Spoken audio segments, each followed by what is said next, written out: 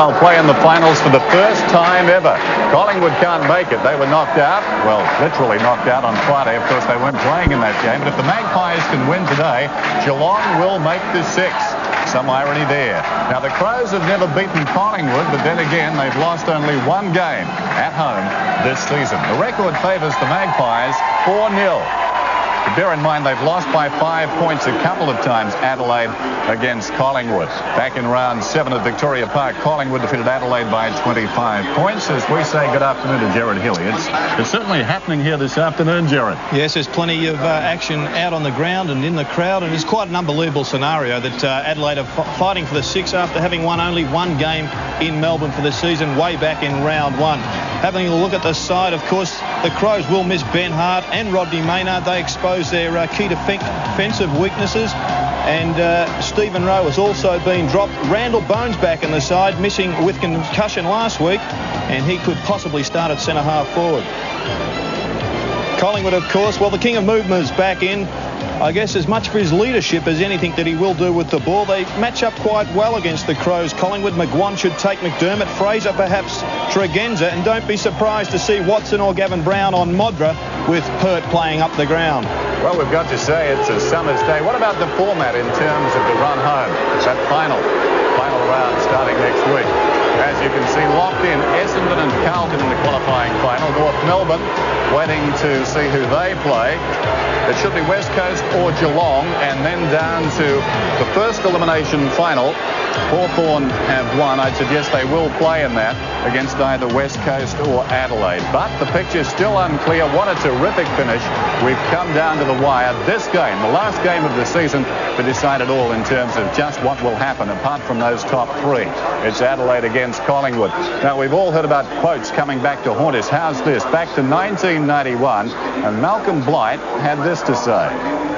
Next week, of course, Malcolm down at Kardinia Park, Collingwood. That, at least for Collingwood, is going to be, well, something more than the final, isn't it? Yeah, I suppose there's nothing like playing Collingwood in the last game of the year to bugger up their chances, is there? Well, he had a sense of humour. I wonder if he's feeling that way today. A very big day for Geelong as they watch this unfold. It's Adelaide and Collingwood set to go here at Football Park. We'll be back with all of the action right after this. It's the name of the game.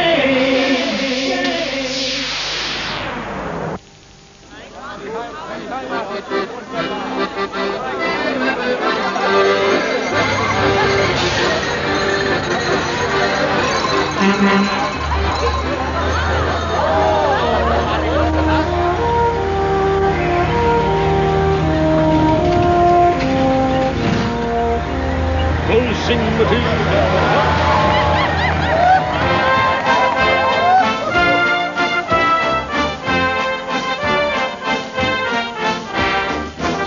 The international version of the Australian-designed and Australian-built Mitsubishi Magna is now on sale in Europe, including Germany. Do your own tax return and you can wait months for your refund check. In the past, ITP offered 14-day refunds. This year, only at ITP, the income tax professionals, the 5-day turbo refund. ITP will advance an amount up to your tax refund directly into your bank account within 5 working days. The 5-day turbo refund, only at ITP. Call now. From Harris Scarf comes the best news in shopping you'll find all year. It's a sale that takes place when you want it most, before the season begins. New season's merchandise at special savings in Harris Scarf's pre-season sale catalogue. It's packed with great values, with convenient lay-by and extended credit. Charge account customers, buy now, pay in December. Harris Scarf's pre-season sale is on for 2 weeks only. Prices go back to normal on September 11th. It's the shopping opportunity of the year. Harris Scarf's pre-season sale on now. Play Monopoly at McDonald's. Get your game card, scratch 3 game pieces, and match the property group to win a Continental Holidays family trip to Disneyland, flying Continental Airlines. Or you could win instantly. It's back time. Well, this match is a sellout, and it's being seen live right here in Adelaide. As a result, one man who needs no introduction. Max Stevens down on the boundary with the Mitsubishi Motors ground report. Good afternoon, Max. Good afternoon, Dennis. Beautiful conditions here in Adelaide. We've had glorious weather over the last couple of days, and no exception today as we have a look at the wind first up, 5Ks. It's a slight breeze blowing right to left of screen, favouring the outer pocket. Goal advantage, maybe 1 goal. Ground condition, it is in excellent condition. The forecast, fine and warm. Expected top 24. Well, we're already past that. It's currently 25 degrees. Humidity 30%, Dennis. Okay, Max, who do you like this afternoon? Well, I'm going to definitely go for Adelaide, make or break. It's going to be 3-something. I'm not going to say 3 goals or 3 points, Dennis, but Adelaide is definitely my bet today. You've had a dream, have you? I've had a vision. Okay, joining us up here in the commentary position, Ian Robertson. And Ian, who do you like this afternoon? Well, I'm tipping Adelaide too, Dennis. I think that the fans here at Football Park will carry them to a victory. And if anyone's looking for me in Melbourne, I'm over here in Adelaide as the first interchange player. Sandy Roberts, unfortunately, sick. Yeah, it's been a rough day. So we're set to go. I see Gavin Brown is heading down towards the goal square, as is Gary Pert. But Brown will pick up Modra, I would think, and Pert is going to pick up Nigel Smart. So a two-pronged attack for the Crows up in their goal square. And Gerard, what about a selection from you? Well, I think Collingwood match up terrifically well against the Crows. It'll be tight, but Adelaide in a close one. Bright sunny day, almost like a summer's day. A bit happening around the ground too. There's the bounce, and away we go. Collingwood work it forward. Starcevic pumps it down towards centre half forward. Lee boots it towards the outer side, and this is Woods. Interestingly, Dennis Severio Rocker took that first knockout for Collingwood, playing in the ruck. He's up the ground. Here he is again. Obviously trying to just unsettle, unbalance the Adelaide defence. Monkhorst is down at full forward at the present time. And now 50 metres against Wiedemann.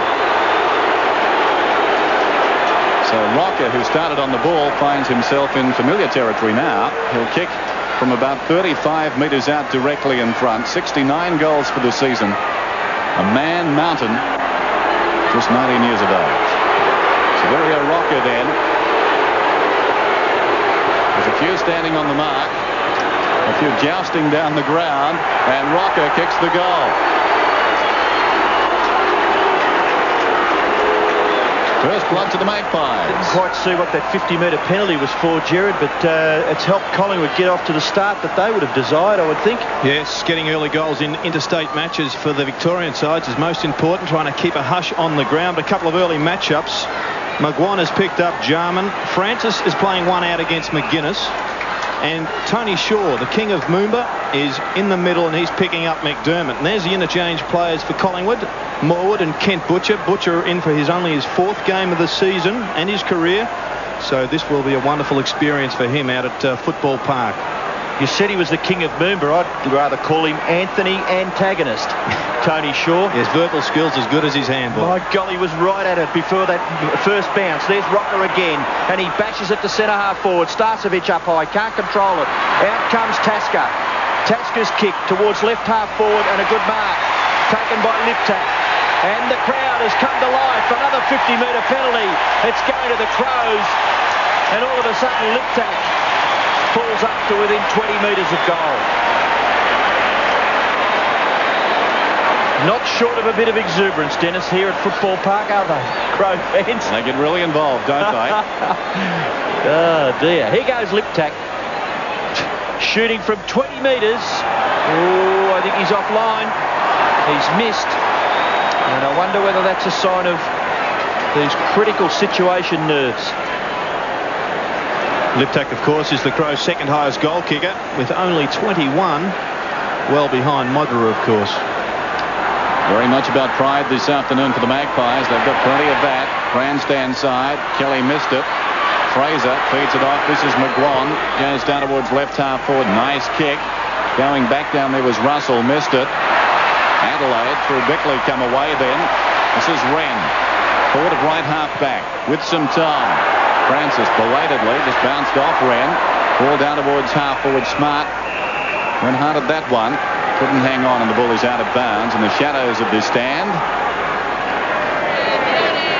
And already the tension etched on one face. A long way to go. And the Crows have come a long way this season. Thrown in, Rocker held by the arm, perhaps could have got a free kick.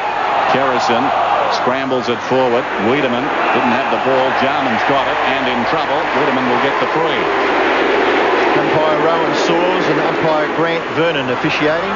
The kick in towards the right forward pocket. Mottler jumped too high and he had his hands right in the middle of his opponent's back there, and Gary Pert looks as though he may be the recipient of that free kick in the left back pocket for the Magpies. Just looking around the ground, maybe the players have settled down a little bit now after a couple of minutes played. Pert's kick goes out towards the wing and a good strong mark taken by Rocker. Handball away, Francis. Left foot kick by that player goes to the half-forward area. No mark taken. Chance here for Visca, and he thumps it back towards half-forward for the Crows. Up was Wiedemann, couldn't control the football. In there is Watson for Collingwood. Still there to be one. Kerrison is underneath the pack, and Kerrison will receive the free kick to tackle a little too high. Shane Kerrison at left half-back. Short passes on. Watson's made good position and takes a safe chest mark. Bone just a little late on the scene. Watson has had a fine season. Goes down towards left half forward. Starcevic was up. Twisted away by Pittman out of bounds. A couple of the other matchups, Dennis. Jamison is picking up Starcevic on the half-forward line. Half-back line for the Crows, of course. Bickley is on Russell, and Russell playing at half-forward for Collingwood. McGuinness, high kick towards the wing. Bone from behind. Lip tack onto the loose ball. It's loose again. Now he's got problems. Lip tack taken. And he didn't have it according to the umpire. He's got the free. Forward of the wing. Chips for space. Anderson runs down the ground. Pert left it behind. Anderson needs support. Spots Wiedemann. Wiedemann spills it. Some nerves and evidence here for the Crows. Liptak slides in. Loose ball. Shaw over the top. And the umpire has no alternative but to come in and bounce it down. Yes, and on the wings, Alan Richardson for Collingwood's picking up the dangerous Tregenza, who's had a fine season. And Mark Fraser is picking up Anderson. 55 metres from the Crows' goal. Tony Shaw collects it. Short pass, not bad. Nearly the mark paid to Russell. And that's the way the umpire sees it. Scotty Russell, important player around the middle of the ground for the Magpies. Handball away. Fraser, who's pretty quick. He'll need to be. No. Short kick. Looks for Tony Shaw. No. It's not Shaw. It's Richardson caught with the football, and the free kick will go to McDermott. Percentage handball there from Russell, particularly early in a big game like this. Just a long kick. Less possessions, the better. McDermott deep, and the mark is held down there by Wigney at the second attempt. Yes, well, Wigney, of course, was named at full back, but on the grass team is lined up in the forward line, as he did so well against Hawthorn last week. Short one is on. Wiedemann inside the 50, and I suggest from here distance shouldn't be a problem. Gee, that was bad defence, wasn't it, to leave this man? I think the first player who had the kick, Wigney, was certainly too far out to score, but now this guy, yep, real chance. A big kick. From right on the 50. No, miscues. Off hands and out of bounds in the opposite pocket. No, in fact, it crossed the boundary line before they touched it, so a Collingwood free down there. It was touch and go in every sense. Kelly's got some problems down there. Trussed up. Now he's free. And out of the back pocket, sends play towards the outer side half-back flank. In fact, he puts it out of bounds on the full. Well, poor kick that one. And Jarman just gives it across to Pittman. It's about 60 metres from goal. Just a sea of faces in the outer. Great atmosphere. Of course, all loaded one way in terms of support. This one drifts towards the pocket. Wigney was out. Arriving quickly, Liptak, but well over the boundary line. So the left forward pocket for Adelaide. Collingwood lead. They've kicked a goal coming from Severio Rocker, thanks to the advantage of a 50-metre penalty. Liptak couldn't do the same for the Crows. Bone taken off the football by Pert. The Adelaide fans screaming for a free kick. It's not there. Smart goes after it. You can see the square, the goal square, just there. And the umpire will call for a bounce. Absolutely perfect conditions. If anything, it's perhaps just a little too warm, Gerard, maybe. Well, it's certainly going to test all players. Very sultry or very warm conditions, as you say, Robbo, and we'll find out later in the course of the game. Kerrison, kick well smothered by Liptak. Ball rebounds out towards half-back for Collingwood. First player back is Tregenza, close to the boundary line. Can he get past Richardson? He can. And he has a good look. Decides to bomb away to centre-half forward. Excellent mark. And Kelly, isn't it good to see him back there at centre-half back? I spoke to someone during the week who's very close to Collingwood, and Craig Kelly would prefer to play in defence. His kick goes in short, picked off by Fraser. Fraser's kick in towards the centre. Big Wren couldn't take the mark. Starcevic slips the tackle. Hand pass. Missed his target, which was McGuan. In goes Andrew Jarman. Very clever. Off to McGuinness, and Adelaide kicked the ball forward. It's a very high kick. Liptak goes back. Kerrison, almost a one-hander. Bone in trouble. Woods got him down. Kerrison now an opportunity. Crashing in was Jarman. It ricochets towards Liptak. He does well in a tight situation. Didn't have the ball. Made something out of nothing. It's well inside the 50 now. Watson gets back, sensing the danger. The youngsters combine. This is Fraser. And a couple of veterans there. One of whom, McGuan, alongside Short, takes the kick towards half-forward. Juggled mark. Lee, who's been a resolute defender all season long. An attacking defender. Sets things up from the back. Wren, sweeping hand pass out wide. Rashudo's got plenty of time. He takes most of it. McEwen confronts him. Rashudo runs around him now. Kicks down towards half forward. Not a good kick, but Liptak's in front. Was he pushed in the back? Yes, he was. And Matthew Liptak will get the free kick forward of left centre wing. A couple of bad kicks coming into the forward line from Collingwood. Mickey McGuan, one of the culprits. Short kick, Modra out of it. Gavin Brown, brilliant recovery. Tony Shaw gets past 50 metres from the Adelaide goal. He kicks it wide, looks for Starcevic and finds that player out in front of Jamison. And Savroka has returned to his normal position at full back, being picked up by Pittman. Full forward, I think he is. Jared, exactly, down that left-hand end. Richardson has the football. He transfers play into the centre. Monkhorst is marked right near the centre circle, looking to give the hand pass away. Kelly was the target, but Monkhorst will kick Collingwood into attack up near the 50-metre line. It's just inside that region. Here's Jarman striving to get clear and productively gets the handball to Bickley, and Adelaide out of trouble. Bickley's kick looks out here for Bone, should have held it. Collingwood have got the numbers as Watson gets back. Adelaide fans again screaming. Maybe the mark should have been paid. That kick from Watson with pinpoint accuracy finds Starcevic. Good to see Bone back in the side. I thought I agree with you there, Robbo. Should have been paid. Of course, Bone missed Withkin's concussion last week after a heavy clash against Jim Steins. Smothered off the boot. Lee clears the zone back towards the wing. Wiedemann found some space in front of Watson. Takes the mark.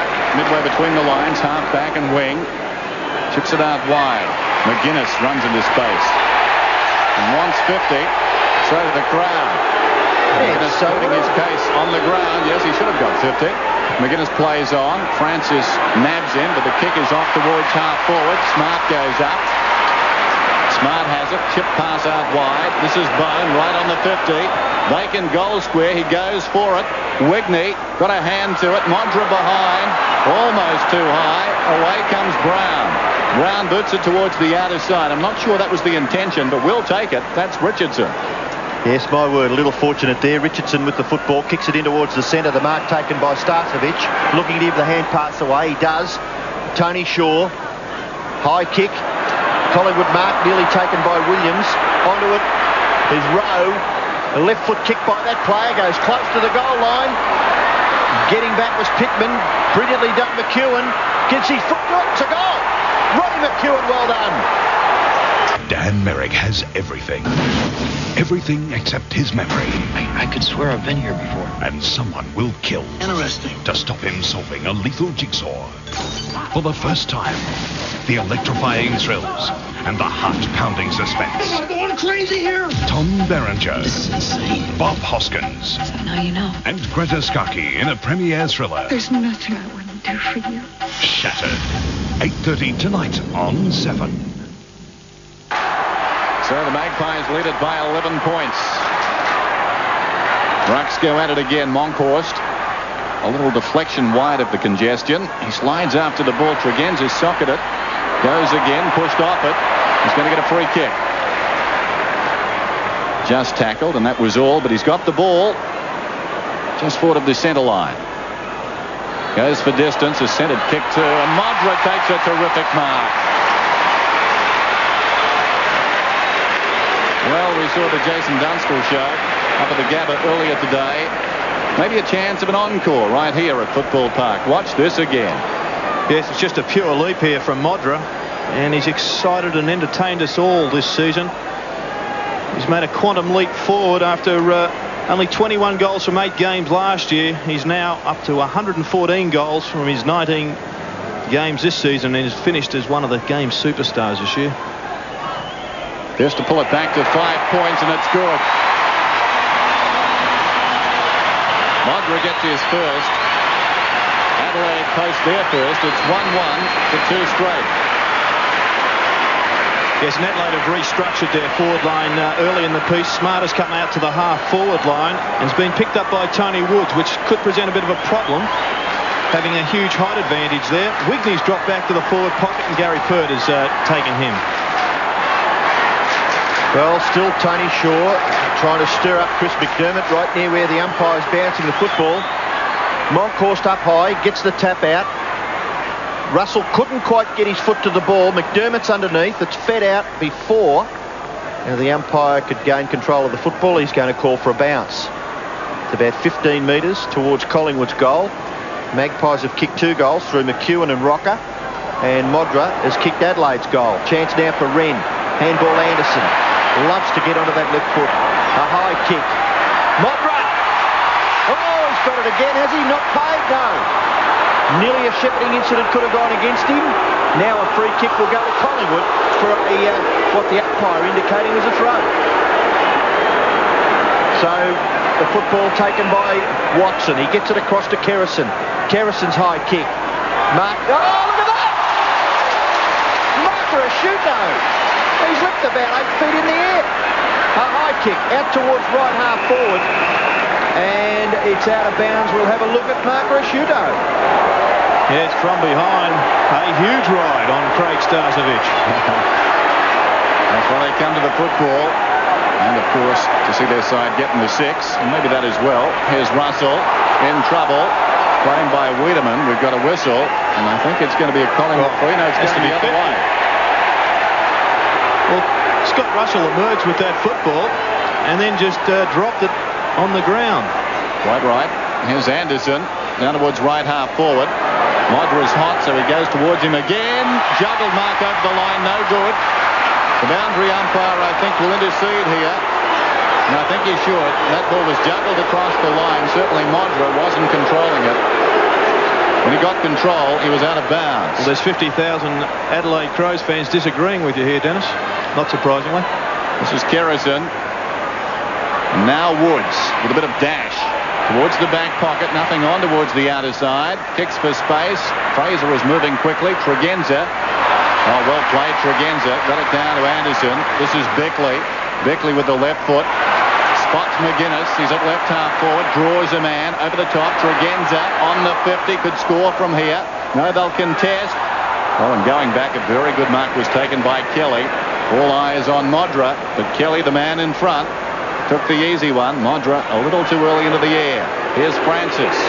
Not the crowd favourite so far. He's run into a couple of players. It seemed belatedly. Pert running off down the ground. Has it forward of half-back. Good kick too.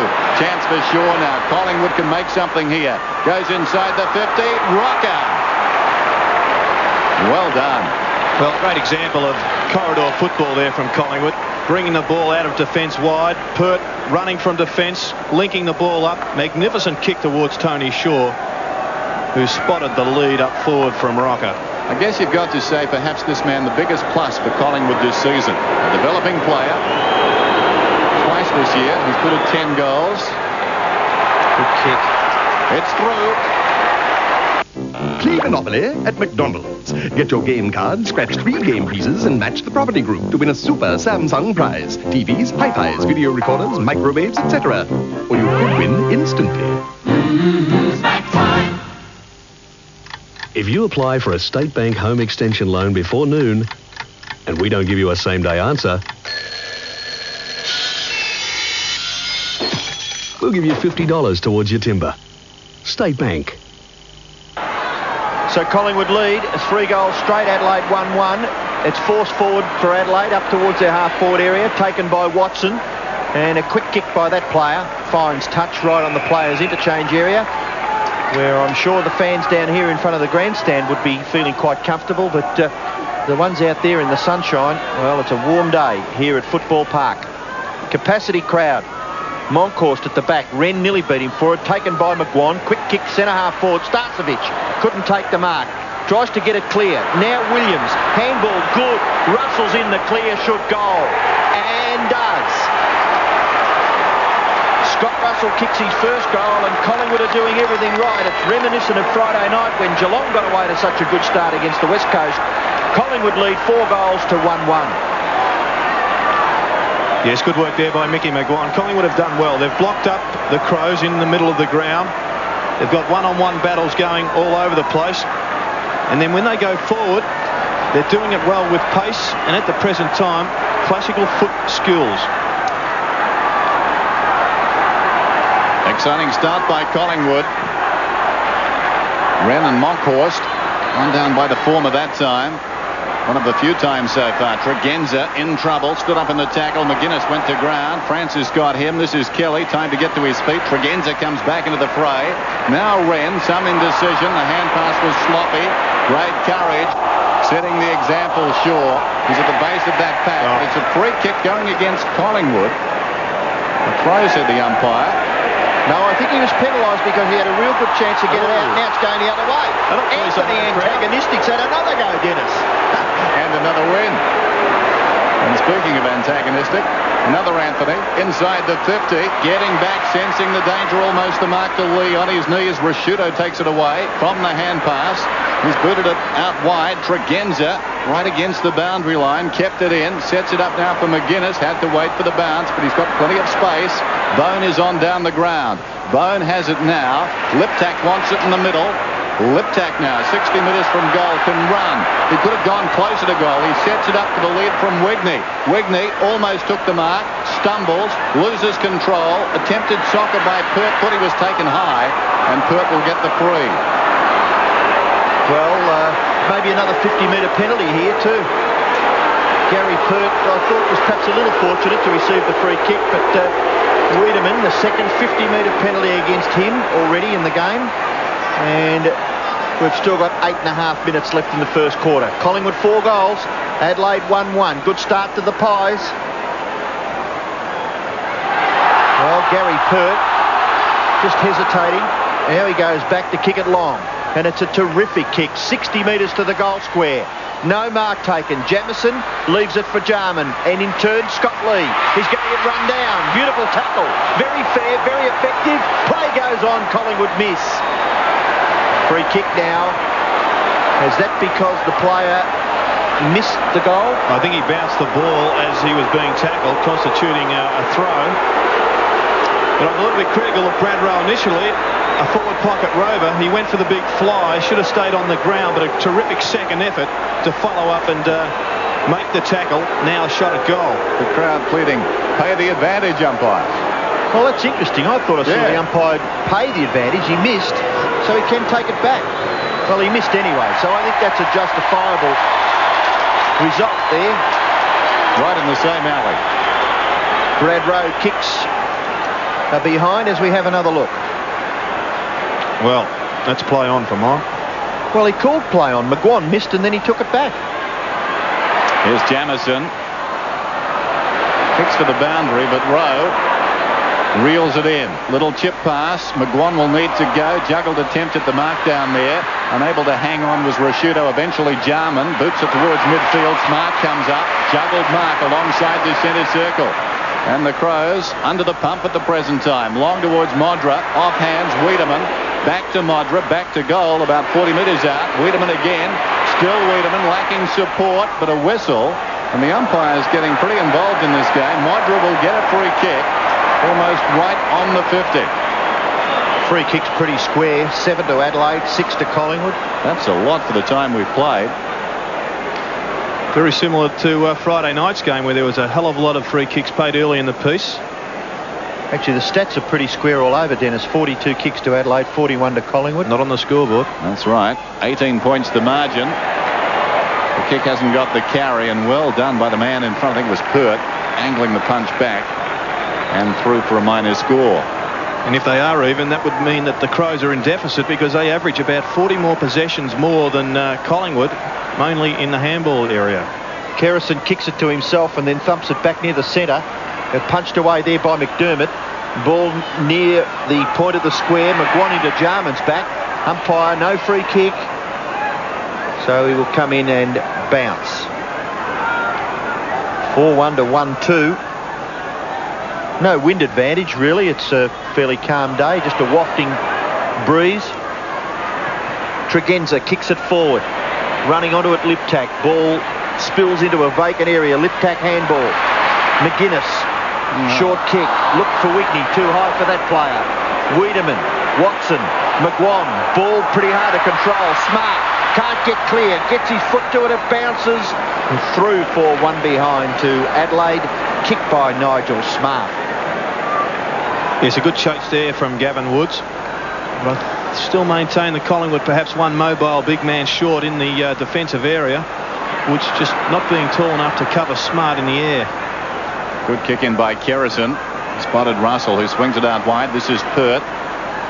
Pushing up the ground constantly, close to the boundary line. Starcevic on the lead. Collingwood terrific so far. 4-1 to 1-3. Starcevic. Long kick inside the 50. Visca goes up. Couldn't hang on. Rowe comes through. Play on's the call. Well, explain that. Rowe, open goal, kicks it.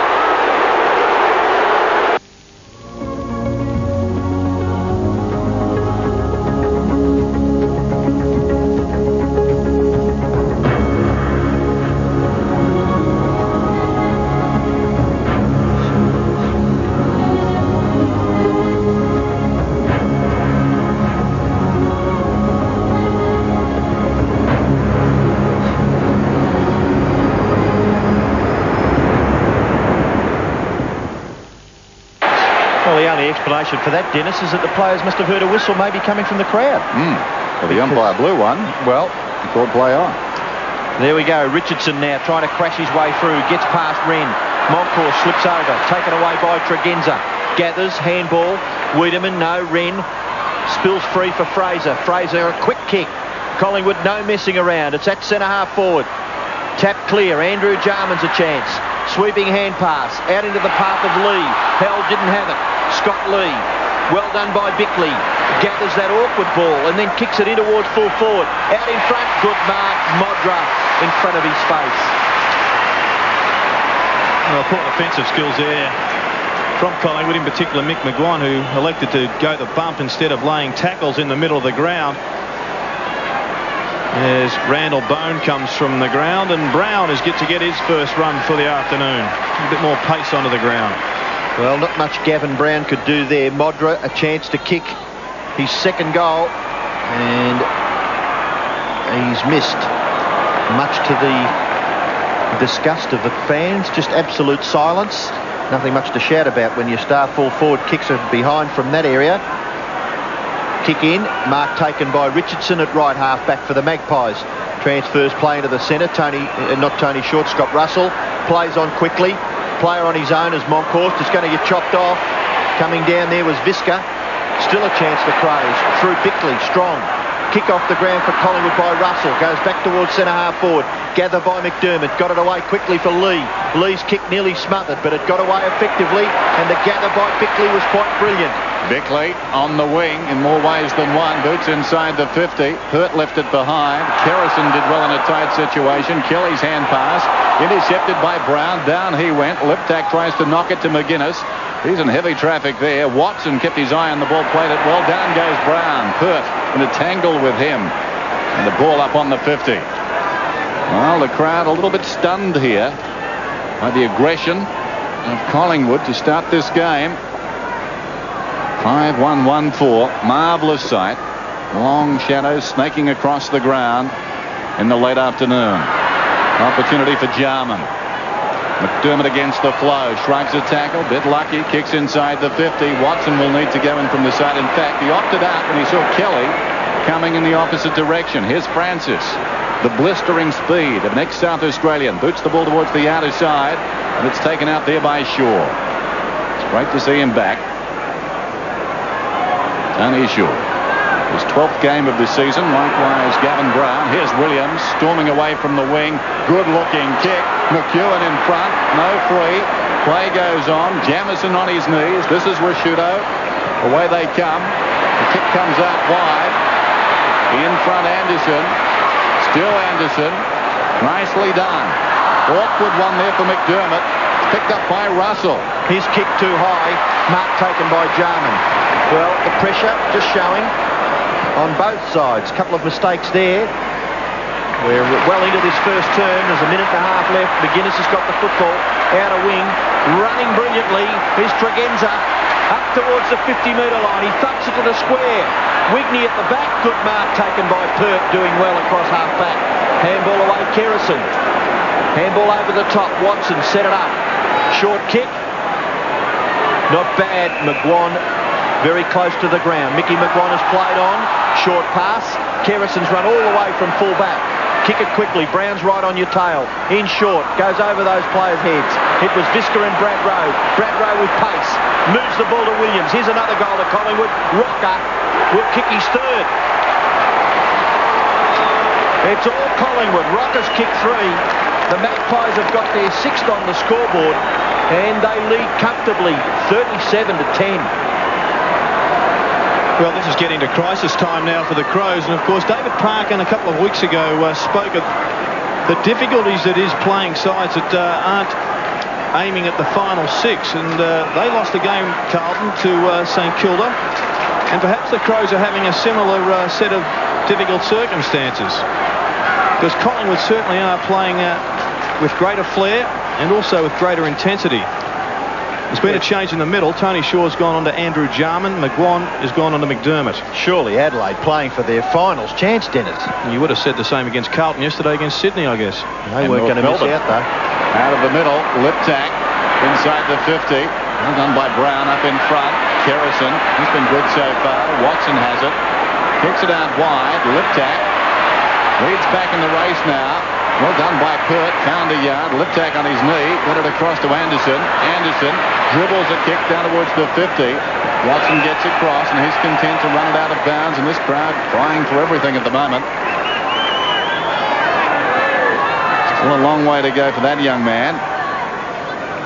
He looks a little nervous. That's in keeping with the majority of this crowd. Brown gets it to Wiedemann. Across the face of goal. Wigney.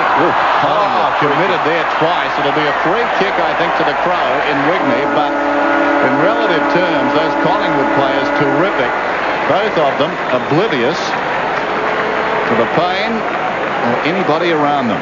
They committed totally, and Wigney a bit lucky here. He was the man who was thinking about self-preservation.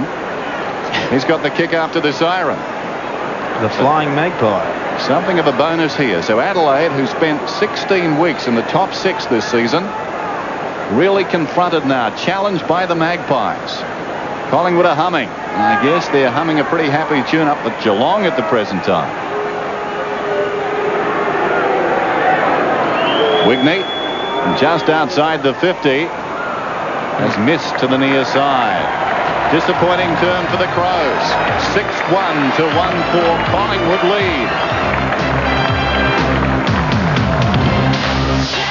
The name of the game is Australia. Play Monopoly at McDonald's. Get your game card, scratch 3 game pieces, and match the property group to win the all-new 1.8-litre Hyundai Elantra family sedan. Or you could win instantly. Call Jim's Mowing on 131 546 and we'll not only mow your lawn, we'll also fertilise your garden. Call your local Jim for more than just mowing. If you want to save on diamonds, time is ticking away. It's diamond time at Samuel's with genuine savings of up to 60%. Like this magnificent 9-diamond cluster ring, now only $450. These lovely diamond set rings are just $44 each. This 9-carat 4-diamond ring is an amazing $195. And remember, if you spend over $100 on any single purchase, we'll give you this classic pocket watch free. But hurry! Time is ticking away at Samuel's. Peter Shearer's famous end-of-season sale is on now. with suits, sports coats, trousers, shirts, knitwear, casual jackets, shoes and more. Top brands like Pierre Cardin, Plot, Breeze, Flair and Aquila. And look at these prices. Suits from only $149, sports coats from $99 and Aquila shoes from just $99.95. Look out for the man who goes by the name Peter Shearer. Our famous end-of-season sale is on now at Peter Shearer Menswear, Rundle Mall. G'day, mate. It's your mate from Motormate with some great gift ideas for Father's Day. Mate, how about some car mats for $9.95 a pack? Or a Sterling radio cassette kit with 2 speakers, $59.95. Hey, get Dad 6 litres of Valvoline XLD Super Premium Oil, $11.95. And what about a pair of car ramps? Mate, $29.95. Get what Dad wants, but get a mate to help you. Open 7 days at 2 big locations. My old man used to always say, Albie, it's no use being the best if people can't afford you. Well, our kitchens still are the best. And people are still tickled pink about what they get for their money. Design, service, installation, they're all the best in the business.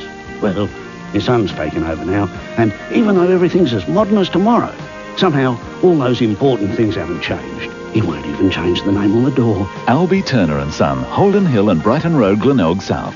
He's a good lad. Because he told me that he had a wife with a 9-year-old daughter. And I explained to him how important it was to have life insurance, but he wasn't interested. It's important, but probably we should get deposit on the home first.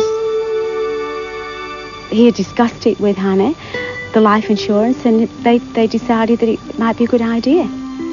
Beginning of February, my husband had an accident.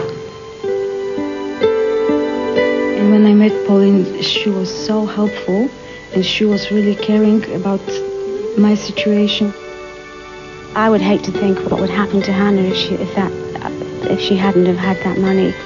From the money I got from his life insurance, I was able to buy this unit. Hannah's very independent now. I would like to get a job and do in my life what I really would like. Quarter time at Football Park, and how about that for a start? Collingwood flying out of the blocks. Severio Rocca's got 3 goals for them. McEwen 1, Russell 1 and Rowe 1. Tony Modra's got the only goal for the Adelaide Crows. So Adelaide with a job in front of them.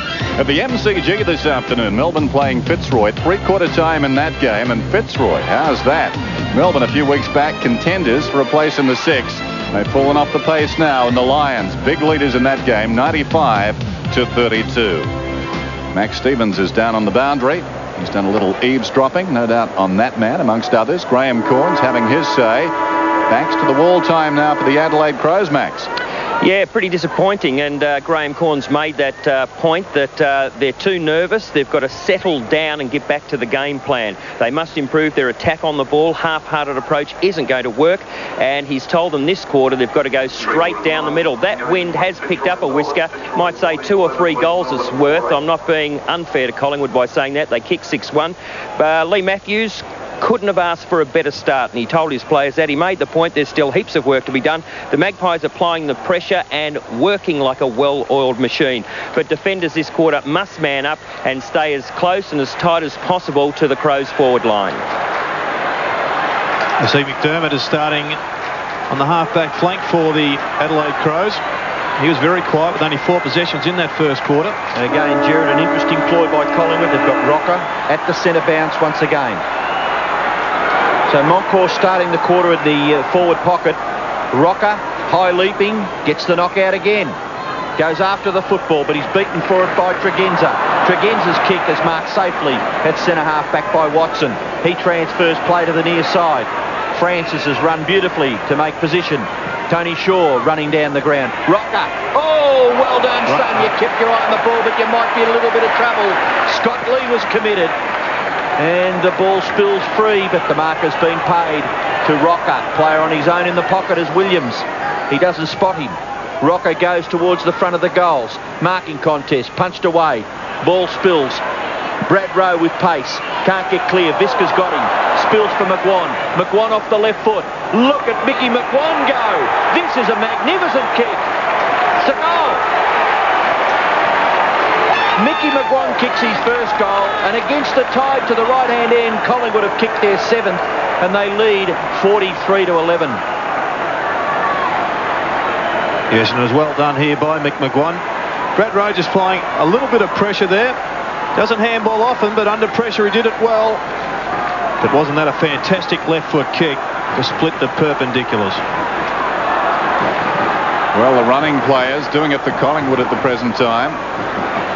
McGuan 6 kicks, Rowe 5 possessions. This is Richardson. Gets it away to Fraser inside the 50. Goes long towards full forward. Rushed the post. Great ball movement. Just rushing it down the ground. Lee Matthews, I guess, pondering what might have been. Pittman to Jamison. It goes out wide. Brown comes to the ball first for the Crows. In trouble. Feeds it back. Nicely done. This is Anderson. Half smothered. Gained about 25 metres. In fact, it wasn't touched. It was just a terrible kick. He aimed it, I think, under the man coming at him. It wobbled and was marked by Shaw. Shaw kicks towards half forward. Starcevich up in front. Well done by Visca, but he's going nowhere. Actually, I don't think anybody be questioning Tony Shaw's selection in this team. The effect that he's had already on the game has been quite positive. 3 marks, 6 kicks, 1 handball. Wren tries to get it down for Lee. Williams has got the football. He's going to be penalised. Very quick onto it, the umpire there, and the free kick will go to Scott Lee. Plays on quickly wide, out towards the wing. The mark taken by Big Wren. No one really to kick it to. Brown had made reasonable position, but Wren goes back and kicks it long, up towards the 50-metre line. No one home. Rocker dropped what he should have taken. Now there's a chance for the Crows. Wiedemann, sweeping handball, too high for McGuinness. Over the top to Anderson, in turn Bickley. Bickley with pace, gets away and kicks it in towards goal. He's offline, just manages a score, and it's 1 behind to Adelaide. Yes, and not surprisingly, a couple of positional changes up forward for the Crows. Smart has gone to centre half forward. Kelly picking him up. Brown is on the half forward flank, being picked up by Tony Woods. And Randall Bone is in the pocket, and Pert's got him. 52 points the margin Collingwood's way. Wren, big fist. This is Liptak just outside the 50. McGuinness claims the mark, not paid. Kerrison right on top of him. And Shaw making the point. If it wasn't a mark, perhaps it was holding the ball. Not a bad point to make. So we've got a bounce about 30 metres from Adelaide's attacking goal. Watch this again. Good call by the umpire. Sure, in cricket circles, they would have gone to the 3rd umpire. I don't know. There goes McGuinness. I think it did bounce and came back to him. Up was Rocker down there, off hands. Socket away by Watson. It was a Pert, the man up in front. It matters not now. Anderson running away from goal. He'll send it back in. He's off target. And the behind. Rocker heading down to full forward. Monkhurst onto the ball. Interesting ploy. What comment have you got to make about that? I think it's a good tactics from Lee Matthews. Well, it's working, isn't it? I mean, Rocker's had an influence with 3 goals, and he's got the ball away from the centre in the early part of the first term and the second quarter. Monkhurst up high, takes the mark over the top of Bone. Monkhurst is outside the 50-metre area. Short kick, Richardson. Could have nearly been paid that. Tregenza, short kick. Mark taken by McGuinness. The playmakers for the Crows starting to get into it. McGuinness and Bickley. Tregenza's been good. And McGuinness, he couldn't possibly score. He's got to kick it surely much quicker than that. Now he bombs away as Collingwood had plenty of time to get the big men back. Monkhurst, nearly the mark. Is it Liptak? Yes. 2 grabs at it. And Matthew Liptak, he's had 12 possessions already. He had a real chance to kick the Crows' first goal with the advantage of a 50-metre penalty. Now let's see what he can do with this. He's only 20 metres out. Little difficult the angle, but he's kicked it. It's a goal. First she showed him the wildest, steamiest night he'd ever experienced. This is crazy. Then she framed him for murder. You can trust me. It's all part of an ingenious plot. Cliff and I were lovers. That's a lie. But who's pulling the strings? Who else was in this? James Brolin. Do you believe me? Mick Foster.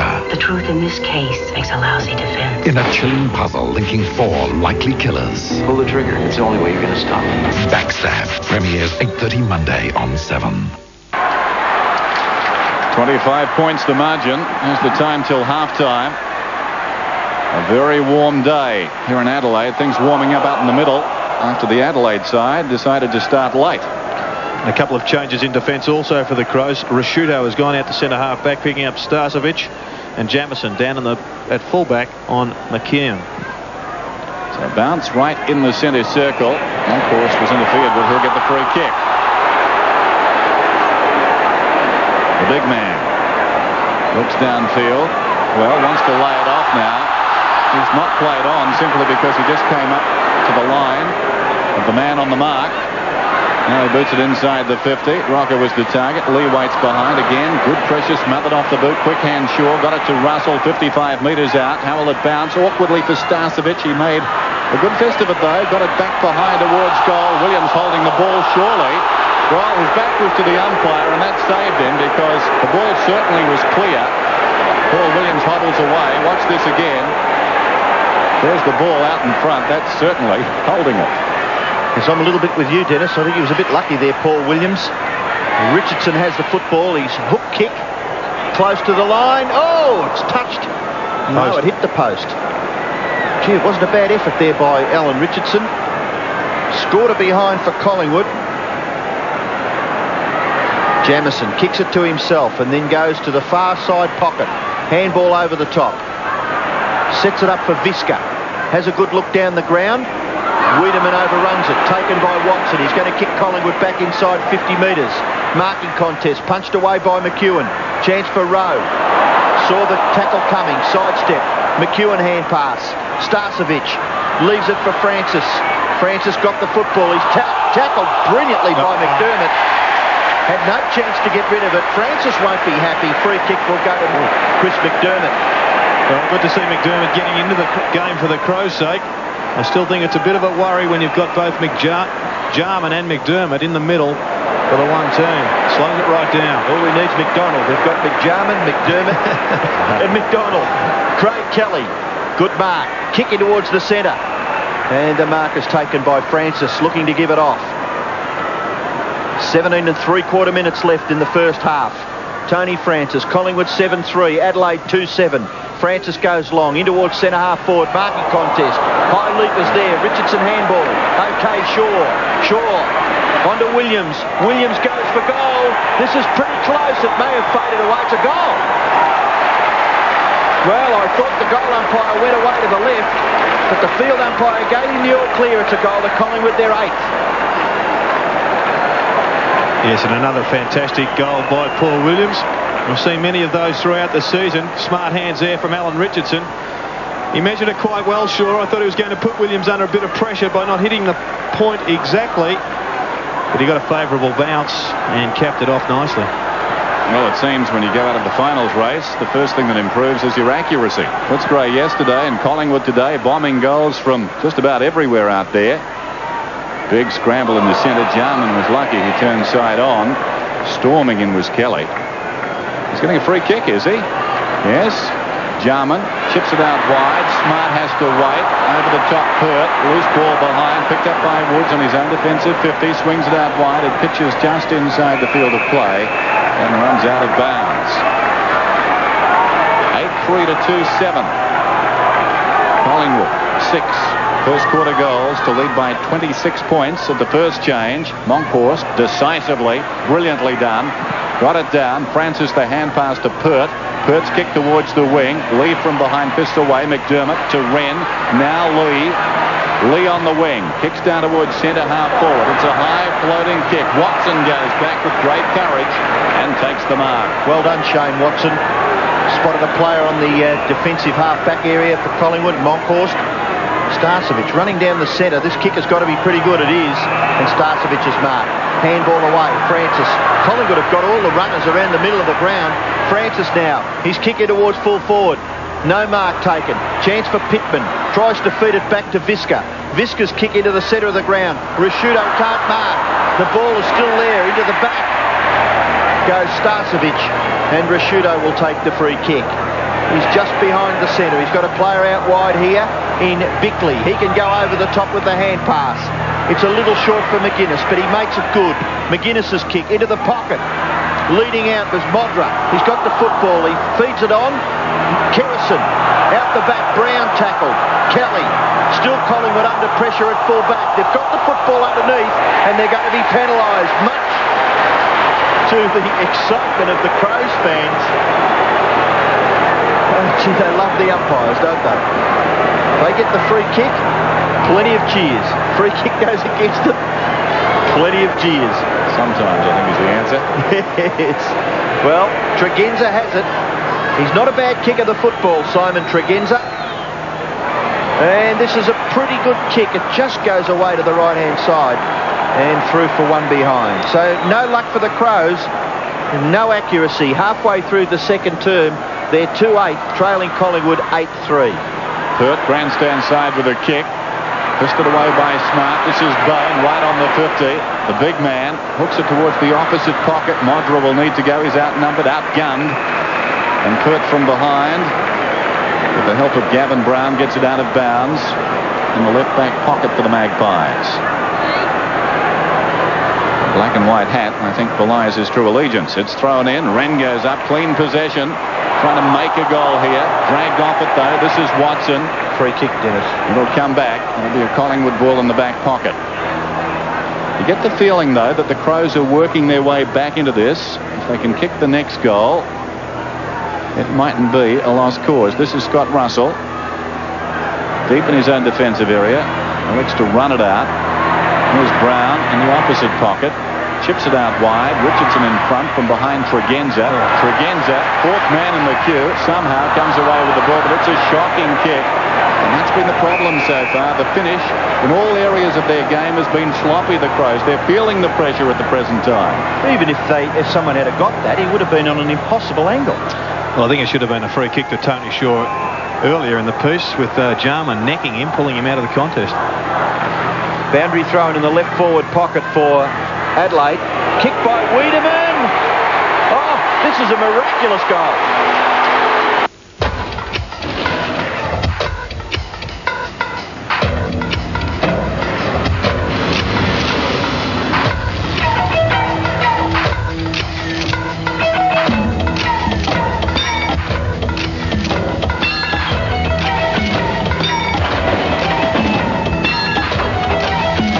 Mitsubishi Triton Utes and Express vans. They only stop when you do. So, as Dennis said, the Crows getting back into it. They've kicked their third goal. Now Anderson, important possession here. He's just able to keep his footing, which was very important. Get the hand pass away, he does. In towards Wren. He in turn goes to Liptak. Liptak off the left foot. Marking contest. Collingwood under pressure up at full forward. Taken away by Woods. Woods kick out towards centre wing. Leading in the race is Richardson. Tregenza is there. And he takes it over for a boundary throw in. Graham Corns. Intense eyes there, just peeking out of the commentary, or rather the coach's box. We've got them up here too, of course. There's Monkhorst to Shaw. High kick, floats it down between the lines. Coming up was Williams, couldn't hang on. This is McGlon. He's been busy. On the lead, the good mark is held by McEwen.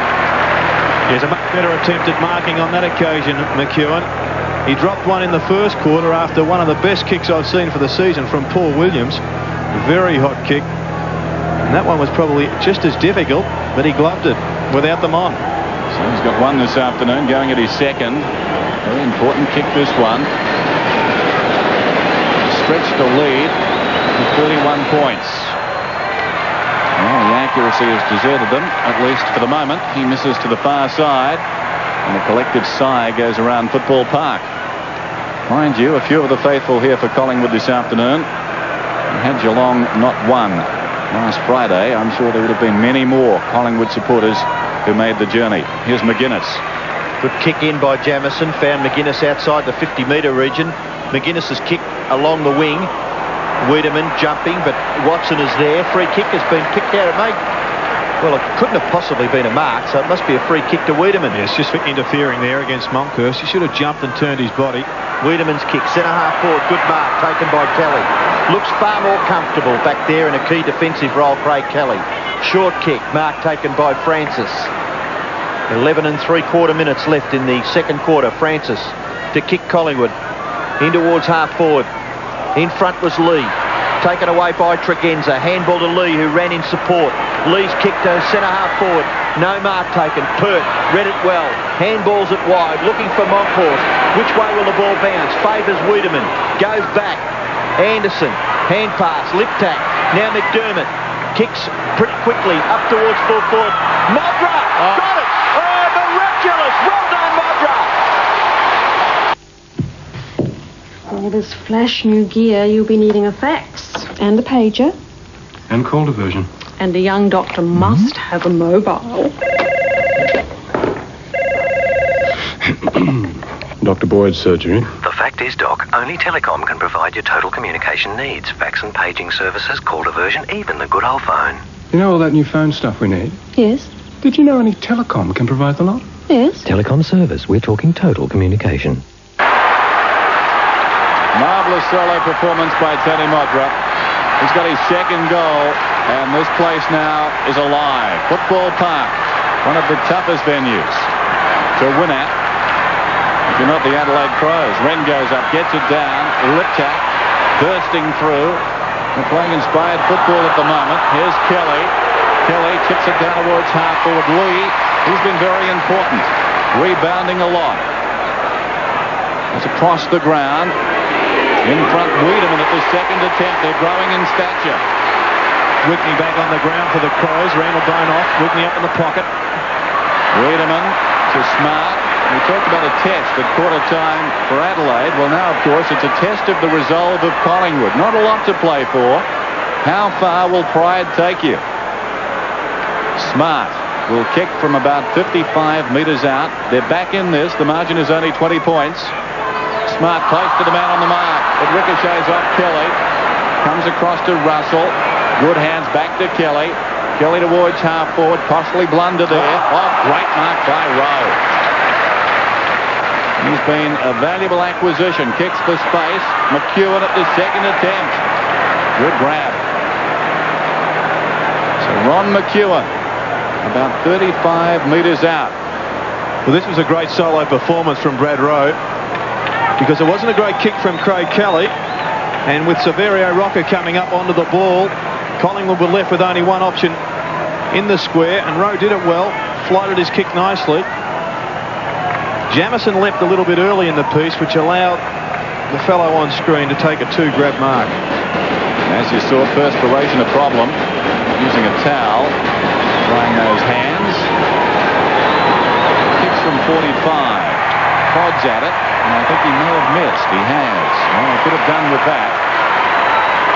He's not too happy. Well, Dennis, the Crows had a lot of problems kicking goals to the right-hand end in the first quarter. They kicked 1-5. Now Collingwood have kicked 2-4 to that end. And the Crows, on the other hand, have kicked 3 goals 3 down the left-hand end. Jamison's kick in needs to be accurate. Nearly finds Lee. He falls on the football. There's a big risk when you do that. Yeah, but it was poor play by Brad Rowe on that occasion. He just fell all over Scott Lee instead of just putting a hand on him and going for a free kick. Well, Bickley received from Rowe. Now the ball finishes with Jamison. Oh, in trouble here. Williams right onto him. Jamison's got to go in and recover that position. Nearly a free kick there to Collingwood because the ball not being moved on. Umpire will bounce between centre half forward and full forward for Collingwood. And in the meantime, Kent Butcher has come on for Collingwood. Rocker's up on the ball, and Monkhorst is on the bench. Pittman gets the tap. Bickley. Visca taps it on. McGuinness running from half back. Look at the pace of Tony McGuinness. And he kicks it long towards centre half forward. Kelly drops the mark. Wiedemann made a good contest, but his enthusiasm, he's been penalised. A free kick will go back to Kelly. Kelly, wide. Mark taken by Rocker. Plays on quickly. Kick a little too high out there for Butcher. Back goes Bickley. Sweeping hand pass. Looking for Pittman. Pittman taps it to his own advantage. Can't control it before it goes over. And look at the sea of faces here at Football Park. 46,000 people watching to see if Adelaide can make the finals for the first time. I think Adelaide just overdoing the handball in defence. Looking at the stats, 48 to Adelaide, 36 only to Collingwood. Collingwood electing to go with the kick on more occasions.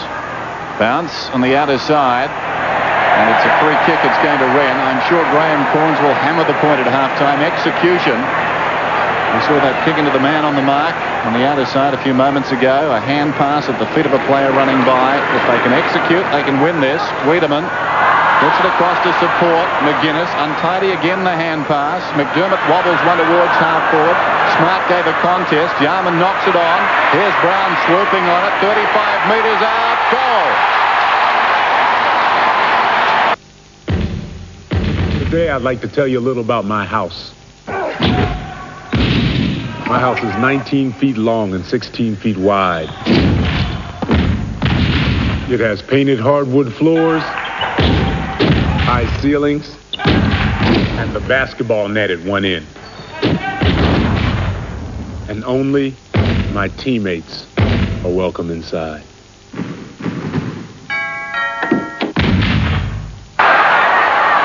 David Brown's first goal, Adelaide's 5th. Difference, just 15 points. Wren gets the tap out. Kerrison, good gather. Little kick, smothered. Tregenza held. Play goes on. Tregenza kicks to the front of the goals. That was a bad kick in the finish. Watson couldn't take the mark. Getting back to help out Kelly. Advantage is paid to the Pies. Woods comes away from centre half back. Kicks it high out towards the wing. That could have been nearly paid there. The man in front was Bickley, and that's the way the umpire sees it. Wigney's out to centre half forward. Nigel Smart's dropped down to the pocket. So Corns just experimenting with his forward line, just trying to get the right formula. Scott Lee it was. The free kick went to. His kick goes to the player Jared just mentioned, Wigney. He's on the forward end of the square. He kicks it into the pocket. The lead on. Modra. Good hands. Going to be paid the mark. 6 minutes left in the first half, and the Crows making a bit of a surge. Yes, the time is now for Collingwood. It's reminiscent of many State of Origin clashes here at the present time, where Adelaide or South Australia, depending on who it is with the jumper on, make that 5 or 6 goal surge. If you can hold them out, you can win. Good kick, Modra. He's kicked 3. It was 32 points the advantage for Collingwood early in this term, and it's now just 9. Yes, we all know Tony Modra can take the big specky, but he's at his most dangerous when he's leading, particularly against Gavin Brown. I think he's got just a little bit of an edge in pace, and he very rarely drops a football. So if the disposal to him's good, he will convert on most occasions. Well, I think that time Gavin Brown learned something. You can't stay a step off Modra. He's got such strong hands in that situation. Tregenza didn't have the ball, surely must get the free kick. Important player, Dennis Tregenza. He's had a lot of posies. Yes, he and Lee, pivotal players in this fight back as Tregenza boots inside the 50. Up goes Smart, couldn't hang on. Lip tack, back to goal, feeds the hand pass away. Anderson, he's done pretty well too in the last 15 minutes. Long kick towards the kick-off line. Collingwood back in number, and Francis, assisted by Watson, they cradle the ball, and Francis has paid the mark. Away he goes. Collingwood's best and fairest in 91, recruited from South Australia. That's thrown in the pocket. Dear me. And Collingwood are feeling the pressure now. We talked of Adelaide before, but this really is a pressure cooker environment. And Collingwood facing so many rivals, just not the 20 out there on the paddock at the present time. Everybody, well, almost everybody, willing them to fail. How about us? Not us. Brownie goes across the face and kicks it behind. And you can almost hear the collective cheer down at Geelong and the Catch Casino. They've got a big mob down there today, hoping that... How do they feel barracking for Collingwood, I wonder? Well, I guess it would test plenty of Victorian patrons. There's a Healy influence down there too, isn't there? Not that I know of. Kick in by Kerrison. Can Collingwood hold out? There's 4.5 minutes left in the second term. And certainly the feeling with the Crows. Wren. Crows mark. Wigney. Too easy. Collingwood need half-time, don't they? Momentum has shifted. It's like an irresistible force at the present time, Adelaide. Well, it's just 8 points, and if Wigney kicks this, it's just 2 points in favour of the Pies. Quite unbelievable that the kick-out went straight to the tallest man on the ground in young Sean Wren. Plenty of mistakes being made in Collingwood's defence in the last 10 minutes. Well, Wigney has had a couple of chances. One kick went wide in the first quarter. He's kicked a point. It's a goal. Have a look at the crowd at the back. It's sale time at Foodland and the savings are kicking on. Like Smith's, Samboy and Kettle Chips, $2.39.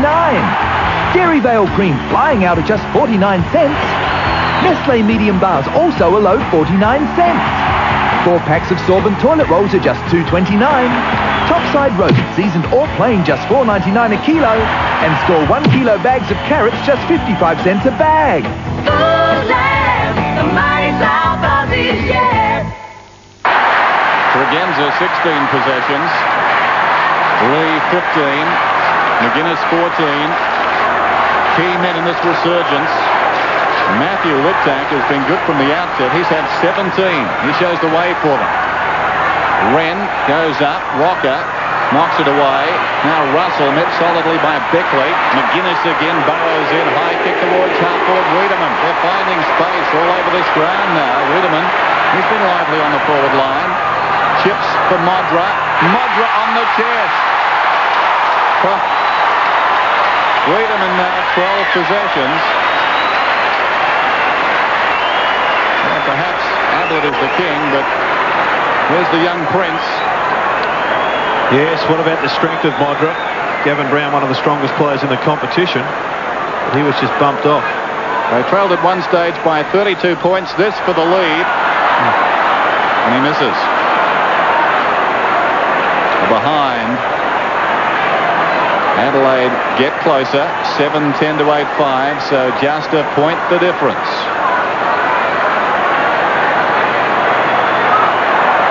Maybe that Collingwood runner telling the full-back to kick it away from Sean Wren. As Gerard mentioned before, straight to the big guy. Deflate the ball would be good advice, Robbo. What a terrific mark there by Smart. He had the run on Starcevic. Now Smart from 55 metres. A booming kick. Right on the goal line. It's been punched away. Liptak, gather, snapshot. He's stopped it. Adelaide in front. Good afternoon. In 7 nightly news at 6:30 tonight, right after the Crows crush Collingwood, one of the key players in the State Bank fiasco decides to quit politics at the next election. And a triple drowning rocks a mid-north town. A fishing trip turned to tragedy for a man and 2 children in a small boat. These stories at 6:30 right after the Crows take on the Magpies. See you then. Nobody knows Adelaide like Sarah. For this quarter, and that was the result that they wanted the goal. 8-10 plays, 8-5, 2 minutes left. Smart taken away by Woods. Short kick across half-back. Tony Shaw has been quiet the last few minutes. Gets the hand pass away. Chance for Mickey McGuan, nearly run down by McGuinness. Every Adelaide player is lifted. Scott Lee, bashed forward by Starcevic. Bashed away by Tregenza. Oh, down goes McDermott. He gets up quickly, like a cork in the ocean. They've lifted now. Tregenza's kick along the wing. No mark taken. Watson goes back. Kerrison quite happy to tap it over for a boundary throw in. A minute and a half left in the first half. Remarkable transformation. How has it happened? Well, Adelaide have simply denied Collingwood the ball.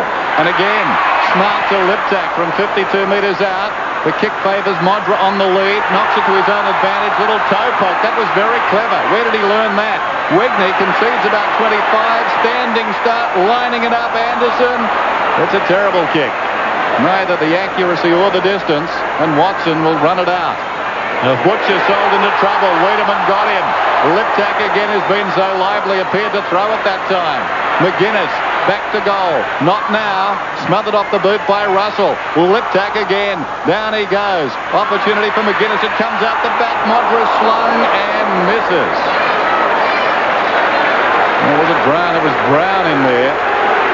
Just a remarkable quarter of football. Shane Ward onto the ground for his first run. Kerrison being benched. He, of course, was on Liptak and has been absolutely killed in this second quarter. Butcher has marked the kick in. Kerrison in contact with the coach. The kick goes out towards the wing. Brown beaten for it by Wigney. Certainly fitness showing. Away goes Wigney. Wigney's kick, too wide. Modra punched away by Pert. Pert obviously back there on the champion full forward. Kick off the ground by Watson. Not a bad ploy. Russell finding it difficult to get into it. Ball now finishes with Fraser. Looks to give the hand pass away. Richardson not watching. And the siren has sounded. The Adelaide Crows searching for their first chance in the finals. The crowd for going berserk.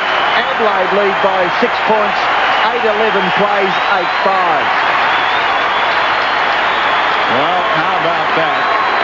13 scoring shots in the term. They pummeled the goal. Modra's got 3. And this crowd just so excited. Some of them, I think, booing the umpires. That's very ill-conceived. They should be applauding their team. That was a terrific term. They were cornered, but the Adelaide Crows have come back. But don't write Collingwood off just yet. Momentum all with the Crows there. Collingwood have been embarrassed. They won't like that. And I think they'll come back. It often happens in football. The corner like that, but Collingwood is still in touch. And those expressions tell you something. They're a little befuddled at the moment, but they will regroup. Adelaide lead by 6 points. It's 8-11 to 8-5.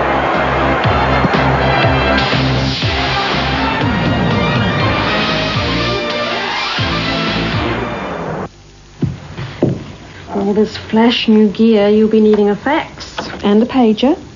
And call diversion. And a young doctor must have a mobile. Dr. Boyd's surgery. The fact is, Doc, only Telecom can provide your total communication needs. Fax and paging services, call diversion, even the good old phone. You know all that new phone stuff we need? Yes. Did you know only Telecom can provide the lot? Yes. Telecom service, we're talking total communication. Why did I choose the new Falcon? For the power. For the handling.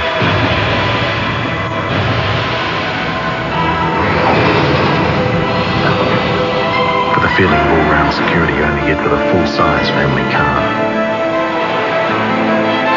There's another reason.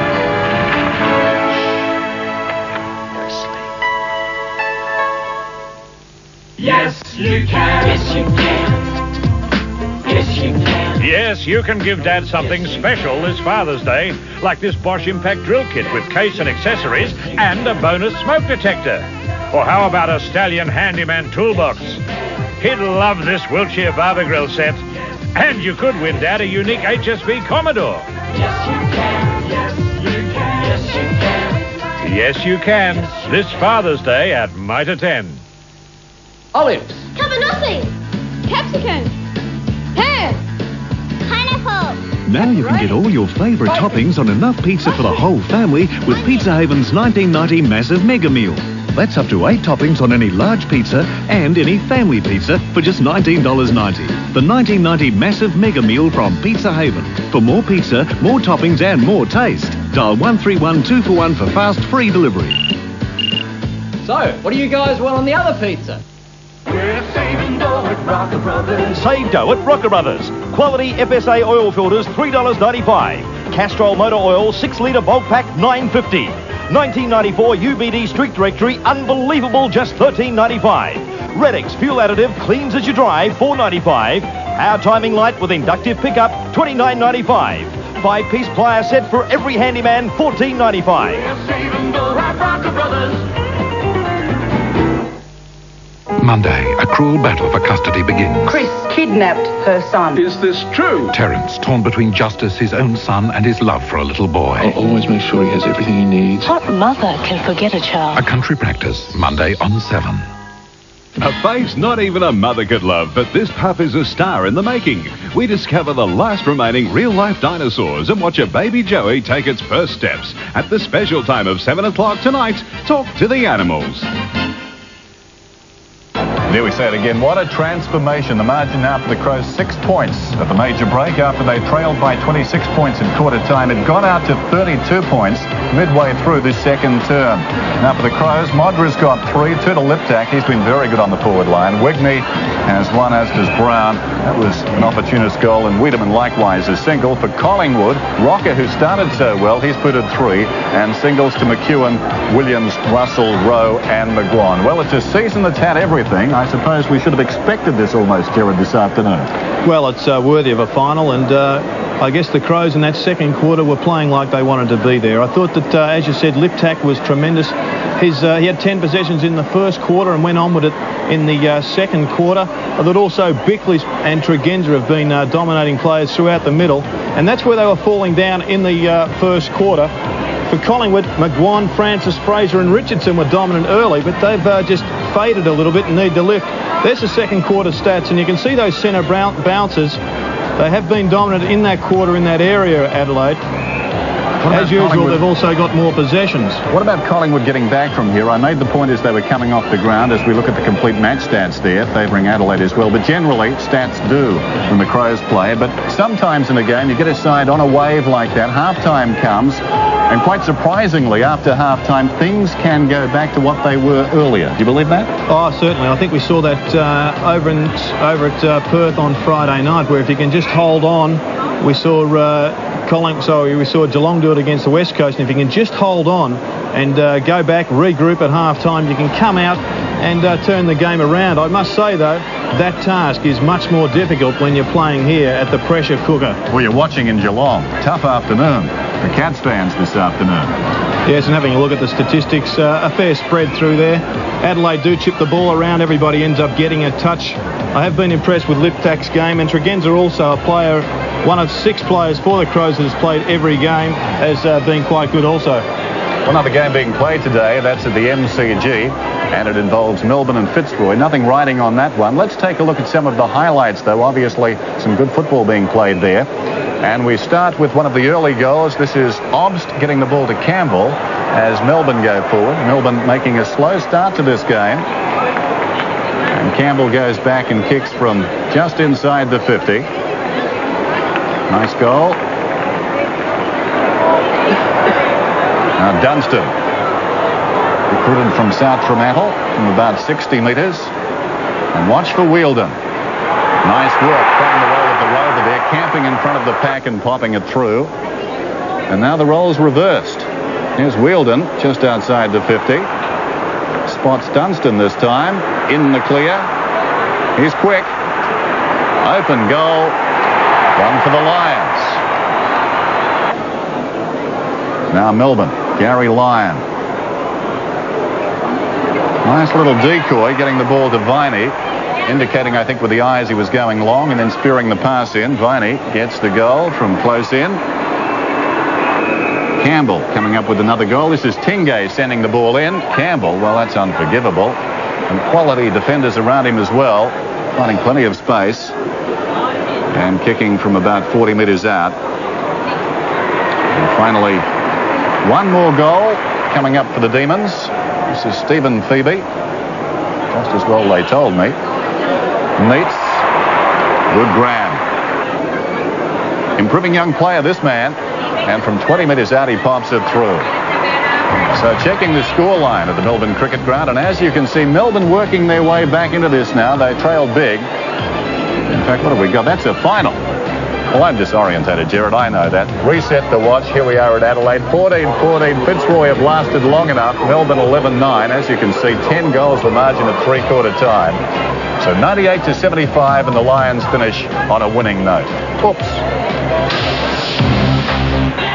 The name of the game is Australian.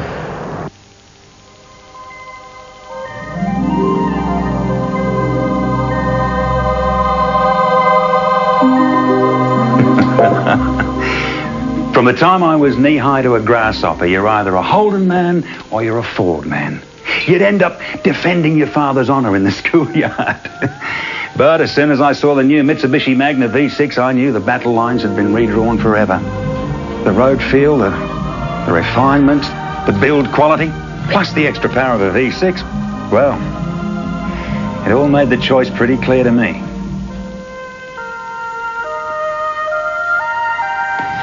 I'd say you're looking at the first of a new generation of Magna men. Mrs. Jarvis of Marion purchased her Westinghouse family-size fridge freezer from Ern Smith's for just $7.59 a week, with no deposit and nothing to pay for a month. So why get caught renting? At Ern Smith's, you can own it, and for less. You just never know when you're going to need instant windscreens, and you won't believe how instant your new instant windscreen can be. They replace windscreens, side, quarter and rear windows, install fan windows, and apply window tinting for cooler driving. And all work is fully guaranteed. And with Instant's Repair It for chipped and cracked windscreens, you may not even need a new windscreen. Instant windscreens fit all makes, all models at the best prices. Quick as a flash. This place is getting smaller every day. That's because the family's getting bigger. Well, maybe we should stop feeding them. Em, come on, please, love. We could always build a bigger home.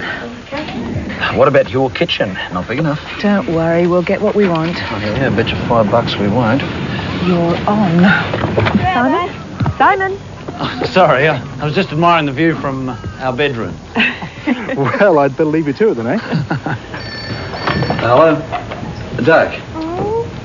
You put the roof on yesterday. Well, that should keep the rain out. Oh, no, I wasn't worried. And we can still move in on the 16th. In fact, wasn't it my idea to use Jennings in the first place? Simon? What? Sometimes. We've built a great house. Yeah, and it's going to be a great home. Oh, stop!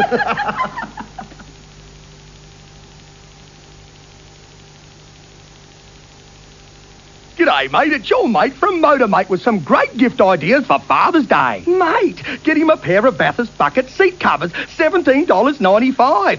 How about an Oranger push-button steering wheel lock for $34.95? Bosch Group 1 spark plugs, $1.50. Heavy-duty Munro gas shockers, $64.95 a pair. Hey, ask about the $25 cash back offer. Get what Dad wants, but get a mate to help you. Open 7 days at 2 big locations. And welcome back to Football Park, with the Crows led it by 6 points after they trailed by 26 points at the first break. It's time now for the Man and the Year. McDonald's presents The Man and the Year. It's almost criminal to pull 1 year out of the magnificent playing and coaching career of lethal Lee Matthews. In 332 games with Hawthorn, the game's most feared rover kicked an incredible 915 goals. Along the way, he gathered every honour in football apart from the Brownlow medal. He was the man who could snap a behind post, kick the incredible goal and bring Victoria to the brink of civil war with Western Australia after flattening Barry Cable. Yet Lee Matthews will always be remembered for his efforts in season 1990, the year he coached Collingwood to that premiership.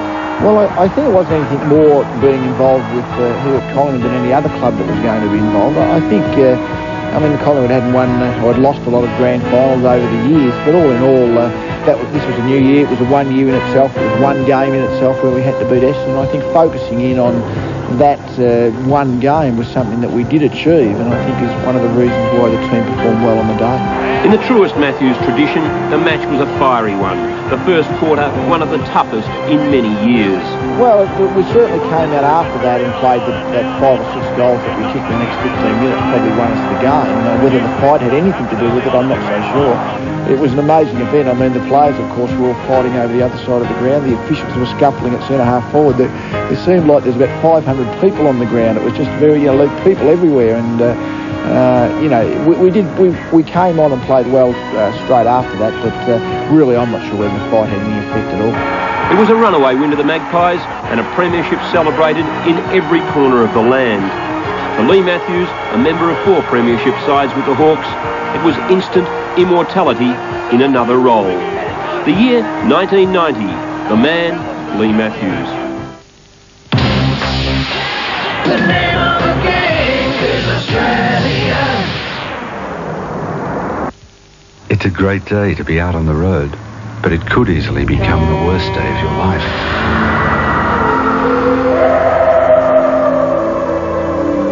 You can't change the situation, But how would you like a second chance to choose your tyres? Can tyres make a difference? Goodyear can.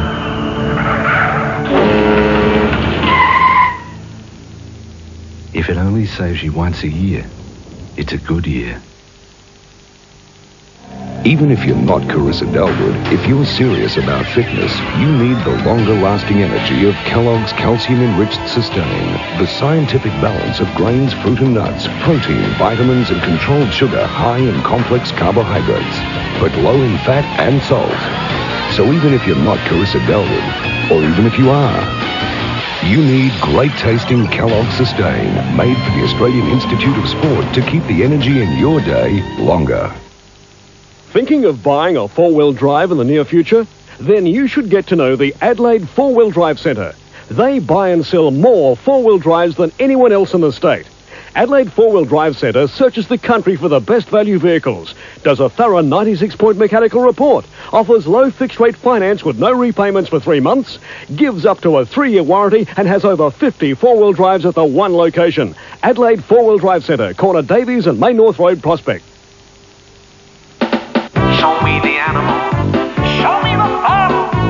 Show me the sideshow. Show me the lifeline. Show me the fashion and the flowers. Show me horses. Show me dogs. Or show me the tractors and the expert chopping road. Show me the city and the country. Oh, show me the car. Or show me South Australia. Show me the stars. The 1993 Royal Adelaide Show will show you the time of your life. Show me, show me, show me, show me, show me.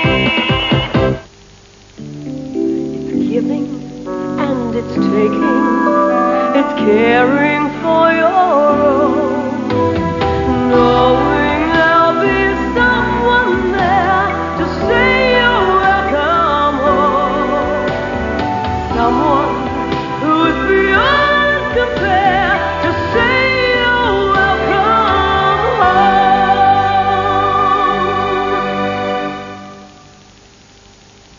1-3-1-1-6 1-3-1-1-6 1-3-1-1-6 Pizza Hut delivery. Phone 131166 right now for this excellent Pizza Hut offer. The 1990 large pairs deal. 2 large pizzas, that's any 2 large pizzas for just $19.90. Delivery and pickup only, and only for a limited time. Phone Pizza Hut now on 1-3-1-1-6. Half-time at Football Park, Adelaide 8-11. The Magpies 8-5. 7 Sport, the home of Big Sport, with the AFL Final Series commencing next week and continuing through September, and still undecided as to who will be there. And coming soon, the Brownlow Medal telecast, that's Monday, September 20. Then, of course, there's the Tooheys 1000, the great race from Bathurst, Sunday, October 3rd. Check your local guides for details of the coverage in your area. Max Stevens is down on the boundary. The Crows are back out there. The Magpies haven't reappeared as yet. Max? Well, Graham Corns really praised his players at half-time, Dennis. He's told them the efforts that they put in paid dividends, and that's what it's all about. He said they started to run straight, they had a decent go, and the score is on the board just to show you what you can do when you're down. He's told them to have a go at Collingwood players when they have a go at you. Don't sit back. Corns reckons the Magpies have run out of legs, and the Crows can capitalise on that in this third term. Continue to man up, and defenders, don't let your opponent out of your sight this quarter. Quite hot down here. Dehydration could be a bit of a problem, and the Crows taking plenty of water at half-time. Corns claims once they settled down and got away from their early sloppy approach, things really went their way. Graham Corns prepared to experiment, as Gerard said. Wigney at centre-half forward and Nigel Smart going to the pocket. Similar situation to what they used to do with Scott Hodges and Modra. In all, Graham Corns delighted with that quarter, and unfortunately for Collingwood fans, we didn't have any chance to get into the rooms. A lot of talk in there. Lee Matthews going bunter, but nothing to report from there. Bunter. Bunter. Here they come. The Magpies, having been bunterised, they're back on the Football Park. So 6 points the difference, and Robert, do you think they can get back? I'd rather go down to ask Maxie what bunter means. Okay. Well, he wasn't happy, obviously. Maxie. Yeah, Dennis, situation down here with the wind. It was blowing right to left of screen. Now it's turned completely around, so Adelaide will have the advantage of the wind in this quarter. And I might say of all the sides that have come here, there is a huge amount of Collingwood supporters here. I don't know if it's the Port Adelaide supporters barracking for Collingwood, but there'd have to be about 5,000 to 10,000 Collingwood fans. And very interesting for the Crows in that first quarter, because usually when a goal is kicked by the opposition, you don't hear a thing. But here today, you'd swear we were somewhere else and not Football Park. A huge contingent of Collingwood fans here. Yes, and full credit to them for following their side across. Andor, of course, coming to the footy if they live in Adelaide, but it makes for a great game. Two sets of supporters, something interstate games do miss from time to time. Well, most of the time, but Collingwood supported so strongly around the nation. It's been certainly high decibel stuff this afternoon, Robert. Yes, I think I just spoke to Kim Hodgman, who does some radio work with the ABC, and he said he's been to every game here this year, and he's never heard the sounds like he's hearing today. It's just an absolutely incredible feeling at Football Park. You asked about whether Collingwood can get back into the game. I think all they need to do is just approach it the way they did early. Their attitude early was spot on. I think Collingwood are in a bit of trouble with the height of the Crows up forward. I noticed that Pert is picking up Modra. And my thoughts before the game were that he would be far too slow. We'll see how it comes about. Wren gets it across to McGuinness. And the Crows initially take off where they left off. Smart couldn't complete the mark there. Woods goes to ground, knocked on by Liptak, who's been splendid. Brown on the ground. Woods ridden into the ground. Back comes Brown. Players appealing for kicks in there, but the umpire letting them play, and now he wants it. And will bounce it down about 35 metres from Adelaide's attacking goal. Wouldn't you think there'd be a criticism from the coach about appealing for free kicks? Someone could sneak away with a footy while they're doing that. Happened a few times today, hasn't it? Amazing stuff.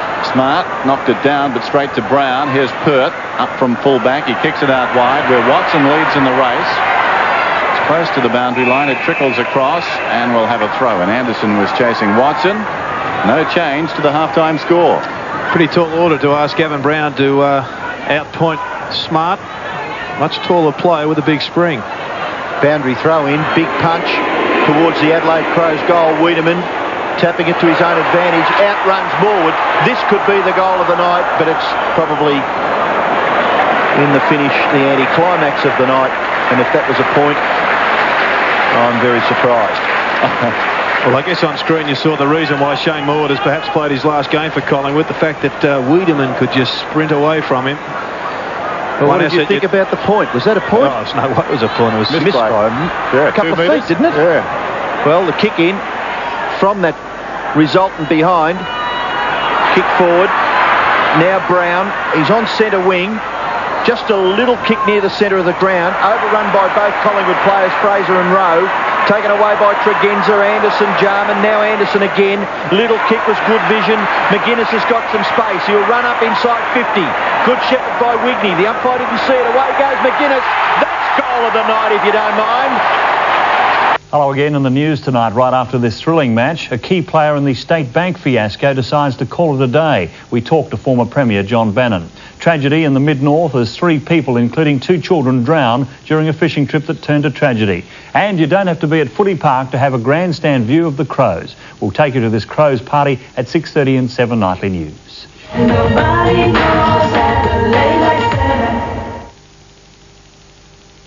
Those valuable ones like that one. Emotional evening this one now as Wren goes up and thumps it down. Liptak in the grass. McGuinness again inspired his third kick of the term. Modra!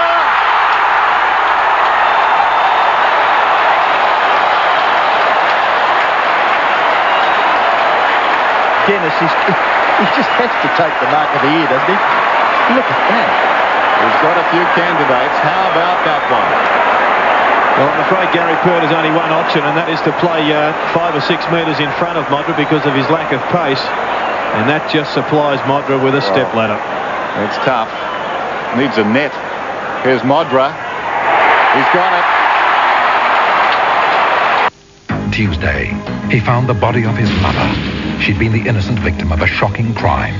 Police need your help to find her attacker. He went for a short walk and disappeared without trace. Do you know him? they were the best of friends, having the time of their lives. Until the night they accepted a ride which would be their last. Body was discovered down an embankment. Police say they became victims of an unspeakable act. Someone must know who the person is. Help bring him to justice. Australia's Most Wanted, Tuesday. Well, I think it's important that Collingwood stop this flow from the midfield. Brown kicks and lip-tack marks. Centre-half forward, he plays on quickly. Up to the goal front. This is how the forward likes it. A one out against your opponent. Couldn't quite get his hands to it, Tony Modra, and it's out for a boundary throw-in the right forward pocket for Adelaide. Let's have another look at Tony Modra jumping and leaping. Golly. It's an apprentice athlete, isn't it? Oh, fantastic. And let's hope he doesn't ever hurt himself, because there's 10 years of excitement there. Moncourse tries to tap it clear. Wiedemann, quick kick. Oh, just touched through by Gary Burt for a rush behind to Adelaide. Yes, but Collingwood certainly have to have a look at what's happening in the middle of the ground at centre bounces. Currently, they've taken the ball away 5, and the Crows are dominating with 17 clear takes, and I think they've won the last 3 all of this quarter. Burt leading from the mouth. Lifts it towards half-back. It's knocked forward. Brown comes to meet it. Bickley is in there. Bickley did well and ties it up for the Crows. Collingwood have trailed at half-time 10 times this season. They've come back to win 5 of them, including against Adelaide in round 9. So that makes them one of the best come-from-behind sides in the AFL, but they've got their work cut out this evening. Wren superbly done. Brown looking to add to Collingwood's misery, but he misses to the left-hand side.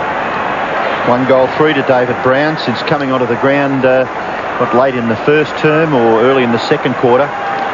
Mick McGuan's come off the half-forward flank. He's been pushed down to pick up the weed. And Shane Maud, due to that lack of pace, has gone up onto the half-forward line. He's being picked up by Chris McDermott. And I think the scoreboard giving you a real good indication of the trend of this game. 24 scoring shots to 13. Collingwood in trouble at centre-half back. Francis gets clear. Richardson combines now with Watson. Watson just took a step too much, but a good mark is taken by Starcevic at centre-half forward for the Pies. He really must kick this goal to just hold Adelaide up ever so slightly. At the moment, the Crows lead by 21 points. Collingwood making a change. Richardson coming off and Kerrison about to take his place as Starcevic kicks for his first goal. And he's kicked it. It's sale time at Foodland and the savings are kicking on. Like Smith's, Samboy and Kettle Chips $2.39. Dairy Vale Cream flying out at just 49 cents. Nestle medium bars also a load 49 cents. 4 packs of sorbent toilet rolls are just $2.29. Topside roasted, seasoned or plain just $4.99 a kilo. And score 1 kilo bags of carrots just 55 cents a bag.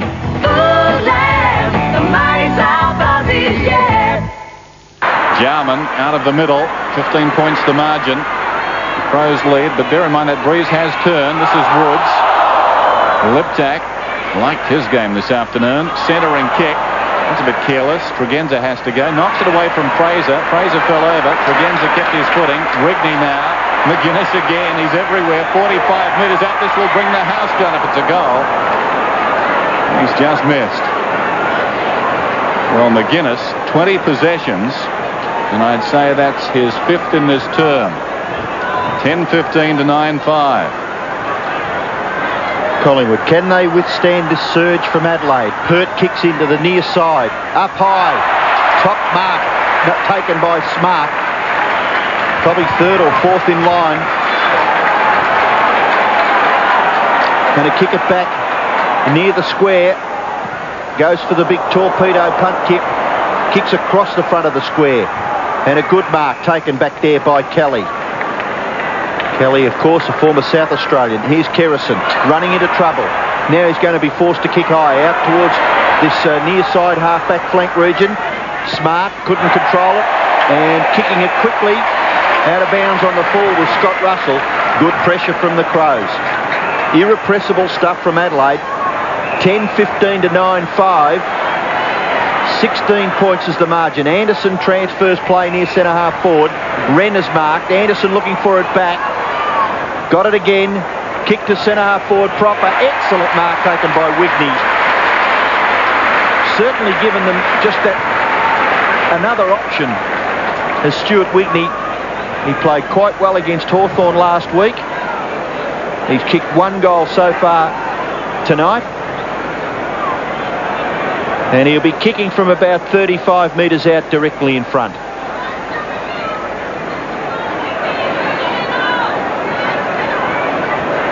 Wigney for his second goal. Oh, the goal umpire hasn't moved. So Wigney kicks his second goal and the Crows get back that advantage that they had just a few minutes ago. It's 22 points. Well, Cats fans, I must say that it's not looking good. I don't think you'll be heading towards the MCG come next weekend.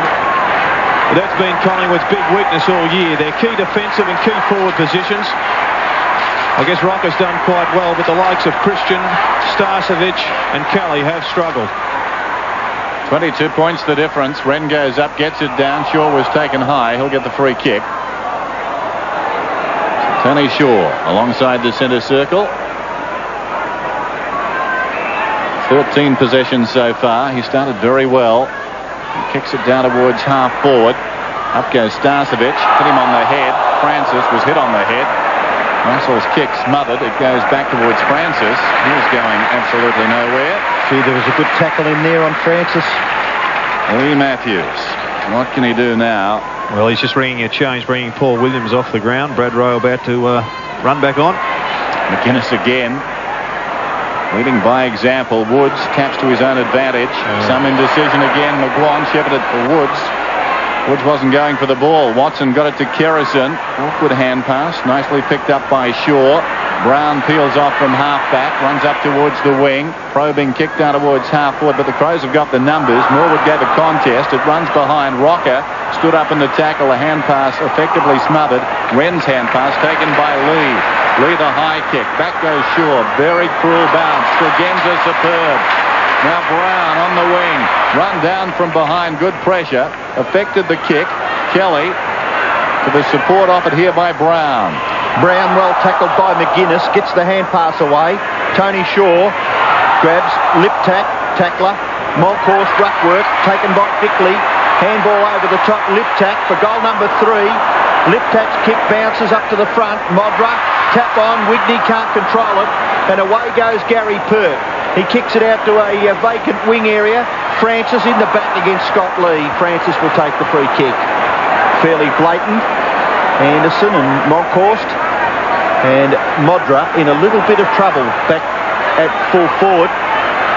And punched that ball clear, and it looks as though he may have hurt his ankle. Francis short for Tony Shaw. In turn, Brad Rowe. He was going to do something with it before he had it. With pace, he can run away from Jarman. Gets the kick to it. It's out on the full. So they messed that up. The Magpies, they had a real chance if Brad Rowe had taken the football, and there's Tony Modra in trouble, falling awkwardly after he punched the ball clear. Boundary throw in, but the drama at the other end of the ground. Modra appears to be trying to walk it off, but I don't think he'll have much success. Here's Jarman, shovels it out to McInnes. McInnes spinning away, but the ball will come back. It'll be a Collingwood free, I think. A throw against Jarman. So Francis has it, and Modra intent on going on. Tasker at the interchange gates waiting to come on, but Modra at the present time at least is staying out there, but I don't like his chances. Here's Jamison meantime. McEwen after him. Jamison boots it out wide. Russell close to the boundary line. It runs away and goes out of bounds. And now the runner going out to Modra. He is improving. That's the good news. The improvement is marginal, as you can see. An extended limp now. Yes. So it could be a body blow for Adelaide, not only this afternoon, but looking forward. Here's Shaw. Away to Fraser. Fraser kicks quickly into the forward pocket area, and a good mark taken by Jamison, who's doing a pretty good job back there for the Crows. Taken away by Visca. Handball goes pretty well straight up in the air. Scott Lee nearly run down.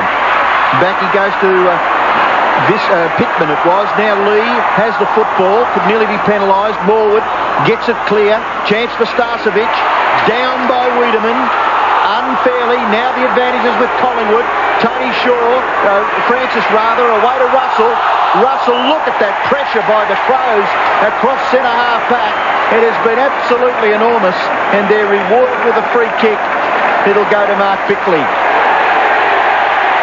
And Francis, 50-metre penalty for not allowing that football to be given up to Mark Bickley. Wiedemann having plenty to say. McGuan gets into the action. And the play comes all the way up to the forward part of the square. Still McGuan and Wiedemann. Frustration for Collingwood now. Tony Shaw just gave a just little peck on the cheek. Kick in towards the left forward pocket. Liptak. Woods. Brown goes down. Liptak's got him. Umpire will bounce about 30 metres from the Adelaide goal. They lead 11-15 to 9-5. 14 minutes left in this third quarter. Here's the bounce. Monkhorst knocks it down. McGuan boots it out wide. Back goes Tregenza. He's been very good, Tregenza. Good vision. Spots Bickley. McDermott. So often we see this at Football Park. McDermott, long kick, Modra. And that affected him, I think, the takeoff there with the ankle. In normal circumstances would have marked it. McGuinness is going to get a free in any case, and you saw him working that ball, milking it, trying to make the free kick. Eventually it came. And he's in the right pocket for a left footer. Here's have a look at this. Hulk Hogan would have been proud of this body slam. Down comes Pert, pins him for the count. It gives away the free. McGuinness steps around, kicks, bends it back. What a kick! It wasn't easy growing up. I wanted to be the next Michael Jordan, and the next Oscar Robertson, and the next Jerry West, and the next Iceman. But I couldn't make up my mind which next I wanted to be. So I became the first Harold Miner. And as you can see, that's not too easy either. Well, Collingwood with a big job in front of them now. McGuinness has had a terrific impact in this third term. Wren to Wiedemann. Wiedemann goes in short. Modra couldn't handle it. He just looks as though he's certainly restricted with that ankle injury. Away goes Francis. Kicks it across the face of goal. Bounces very awkward for Tony Shaw. Down goes Liptak. In comes Andrew Jarman. Jarman's kick for goal misses, but only by centimetres, through for one behind to Adelaide. Andrew Jarman's first score for this game. He's had 6 kicks and 5 handballs. The kick in goes to Shaw, looking to play on. He's got no one to kick to, so he's going to have to kick it high in the Monkhorst direction, and he takes the mark. Since the 20-minute mark of the second quarter, there's been 16 scoring shots to Adelaide to just 1 for the Magpies. They really are struggling, and particularly across half forward, as you can see here. Visca gets it back for Brown, and Adelaide out of trouble once again. Brown's been important this afternoon as he kicks it down towards half forward. Liptak again, appear to be held without it. He'll get the free kick. What are the figures on Matthew Liptak? This is something special on the forward line. Obviously just given a roving commission, coming up for his 26th possession. He goes short, and guess who? His partner in crime, McGuinness. He's had, let me see, 22 possessions so far. Tony McGuinness, twice runner-up for the best and fairest with the Crows. That, I think, means that he's been the only runner-up they've had in their best and fairest award. Must be a big chance to win it this year. Makes you wonder what you got to do, Dennis, to win a best and fairest. He's been a terrific player. Yeah, terrific. Former best and fairest with Footscray, of course. He kicks from just inside the 50, setting it up, I think, for Modra. Brown the leaper, and the ball runs across the boundary line in the forward pocket. Gerard, surely Modra should come off and get a bit of attention to that ankle. He's not going at the football with any sort of determination. Yeah, it's a point, I think. Fair point, Robbo, but I think if there was any real danger, he'd be the first to come off. He wants to play next week also. Smart, a kick across his left shoulder. 48,000 fans here at Football Park to watch McGuinness do something special. No, he can't. Right foot kick has been marked. Woods, handball, Butcher, bounce awkward. Butcher runs away from half back. Kicks in towards the centre of the ground. Starcevic can't mark. Rashudo was good, I thought, there, putting the necessary pressure on, but in doing so, the umpire has seen an infringement. The free kick will go to Craig Starcevic. Needs to kick a few more goals if Collingwood have a chance. He's a goal kicking forward. Chance for Rocker. 50 metres out. Handball to no one in particular. Fraser's going to run away. He's been tripped anyway. He'll get a free kick right in front, about 25 metres out. Well, to say Collingwood need to kick this goal desperately would be a bit of an understatement. They're 9-5 to 12-16. Mark Fraser can bring the difference back to 23 points.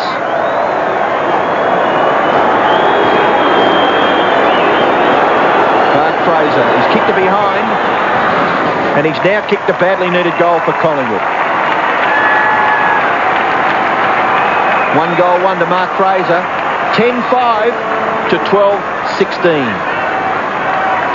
He has never kicked 4 goals since quarter time, of course, Collingwood. Here's the lunge. Probably a professional free kick. And notice that Shane Kerrison is standing side by side Tony McGuinness. If Collingwood are to win this game, he's going to have to prevent him from exerting any more influence on the game. We've got a fight going on to Woods and Liptak. Liptak's on the bottom at the present time, but he's winning when it comes to the footy. McGuinness floats one inside the 50. They're still fighting in front. What a terrific mark by Smart. Well, they are really charmed now. Adelaide can do no wrong. Well, once again, just comes down to talent on that occasion. Classic mark. Just held him out magnificently with his rear end. Gavin Brown couldn't get on to the football to punch it away. A terrific mark from Nigel Smart, but bear in mind, I don't think there's any chance of having mark of the day after what we saw from Modra earlier in this term. Smart, meantime, concerns himself with a goal. Sir, this is the sedan, right? Terrific. There's Henry, Melissa, Tommy, and the wife up front. A choice of 2 engines. This is the perfect family car. All I need now is the perfect family. Oh, excuse me. Well, Tony Shaw gets his left foot to it, but Bickley takes it away for the Adelaide side. His kick up near 50 metres. Bouncing ball, awkward. Jarman controls it. Andrew Jarman's got another one. Well, it might sound just a little pedestrian, but that's the feeling you get sitting here at Football Park. 14-16 to 10-5. Yes, he's hit the crying now, Robbo, and I guess with just cause. Andrew Jarman, after his kiss on the cheek from Tony Shaw, has responded with a pretty good goal. Coming off the half-forward flank. Well, again, Gerard, it's a centre break, 20-6. They've dominated all afternoon in that area. Well, the wind is whipping down the ground now, but there's little in Collingwood's play that tells you they'll get back. Anderson against the flow. Like a rugby scrum there. Outnumbered 4-1. Ties it up effectively for the Crows. They lead by 35 points. Over the top rim, but it falls to Monkhorst, who flicks it out somehow. Knocked on by McGuinness towards half forward. This is Butcher. Nicely done. Under pressure, boots it out wide. This is Fraser. Squares the ball. Shaw. Still inside the centre square. McGuan storms up the ground. Full-chested run. He kicks inside the 50. Rocker. Good mark. So the big man who kicked 10 goals against Richmond in round 14. And 10 against Footscray in round 16. Going at his 4th here. It's their only really successful passage of play. This to pull it back to 29 points. Desperate for a goal, and he gets it. 4 to Rocker. I suppose if you look at those flags, still a chance for them, but as I say, their play doesn't warrant that optimism.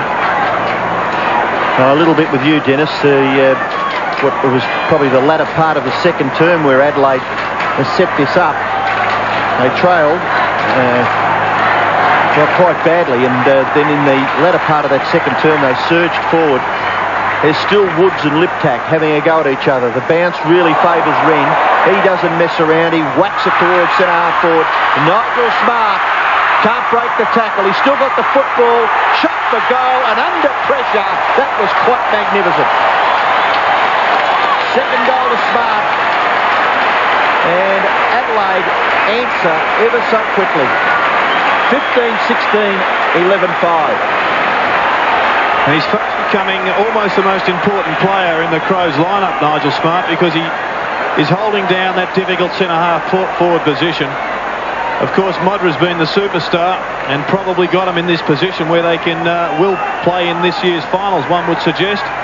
But if they are to be successful, they had to come up with a winning formula at centre-half forward. And Nigel Smart, with his athleticism, his pace, and his ability to take the high mark, makes him a very difficult player to match up upon, as Gavin Brown is finding out this afternoon. Well, 31 scoring shots to 16, and they lead by 35 points. We've got 7 minutes left in the third quarter, so they can work on that. Collingwood, Monkhorst forced a hand pass to anyone in particular. Brown and McGuinness combined, and McGuinness bangs it inside the 50-metre area again. Oh, Mondra nearly got it. Nigel Smart bouncing towards goal. Off to the right. Boundary throw in that right forward pocket. So Adelaide 160 kicks to 127. 74 hand passes to 65. And Collingwood lead in the marks 58 to 49. Thrown in. Brown heads back to the boundary. Out of bounds. Unforgiving crowd. They weren't deliberate. For a ruck knock. The lights are on at Footy Park. One of the sights of Australian football, that. Sun going down and the ball going out of bounds, along with Collingwood's chances and perhaps Geelong's as well. Still, the Magpies not done with yet. There's plenty of time, but Adelaide irresistible at times this afternoon and this evening. This is Butcher coming away towards midfield. Rashudo goes up, couldn't complete the mark. Wren. Tregenza got the lucky break. Brown goes down towards half forward. Big pack at the fall of the ball. It runs behind. Kelly's got it now. This is Pert peeling off from full back, chipping out wide. Good kick. Fraser's got the mark. Plays on immediately. Fraser from the wing towards half forward. Rowe. He's gone out of the game. He's forward of the wing. Brad Rowe started well. They all did. Here comes Rocker again off. Great courage. And he paid the price, McDermott. But look at him. He picks himself up. There's Shaw at the base of the pack. Has a little look. Pittman got him down. And watch this. It doesn't get any gutsier or any tougher than that. He's straight up. He will not lie down. He's leading by example. He knows that the other Crows are looking at him. He hasn't had a lot of the ball today, but that was worth its weight in gold. Rashudo over the top. Here's Brown again. Very important. Maybe cementing a place next week. Here's Smart. Jarman's got it. Well, he had it. Now he's in trouble. Back to Smart. Oh, he's just so athletic, Nigel Smart. Little kick. Wiedemann. Is that a mark? Smart's down. And in a little bit of trouble there too. Wiedemann goes for goal. Lovely long kick by Wiedemann off to the right-hand side. And through for just one behind to Adelaide. Wiedemann 1-1, and still Nigel Smart in the hands of the trainers. No, he looks as though he's okay. I'm sure he'd be wanting to be on the ground at the end of this game if the Crows are to win. Watson, McGuan goes straight down the ground. Rowe can't take the mark. Starcevic, but it rebounds for Brad Rowe. Collingwood have got to get a goal out of this. They've got Francis 50 metres from goal. An unattended goal. Francis goes straight in that direction and kicks a Collingwood goal. So well done by the Magpies. Francis kicks his first goal. And Collingwood hang in there. 12-5, which is 77.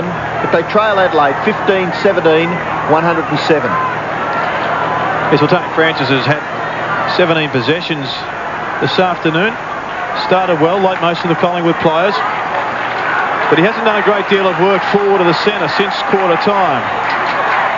Well, that breeze, if we have a look now, is certainly livened up quite noticeably. And if Collingwood could get maybe There's only 4 minutes left. If they could get 1, maybe 2 goals in the remaining 4 minutes, I think this game will still go all the way down to the last 5 or 6 minutes. Inside 25 points, I think, Robbo will give you a crack at this. McGuinness with other ideas, of course, boots it down towards half forward. Pitches awkwardly. Butcher, the last man in line, got the ball. This is Woods. For the Woods, he goes out wide. In front, Starcevic. Rashudo did well to close him down. Fraser's got some pace, though, but he can't keep it in. Well, I'd suggest you're both optimists.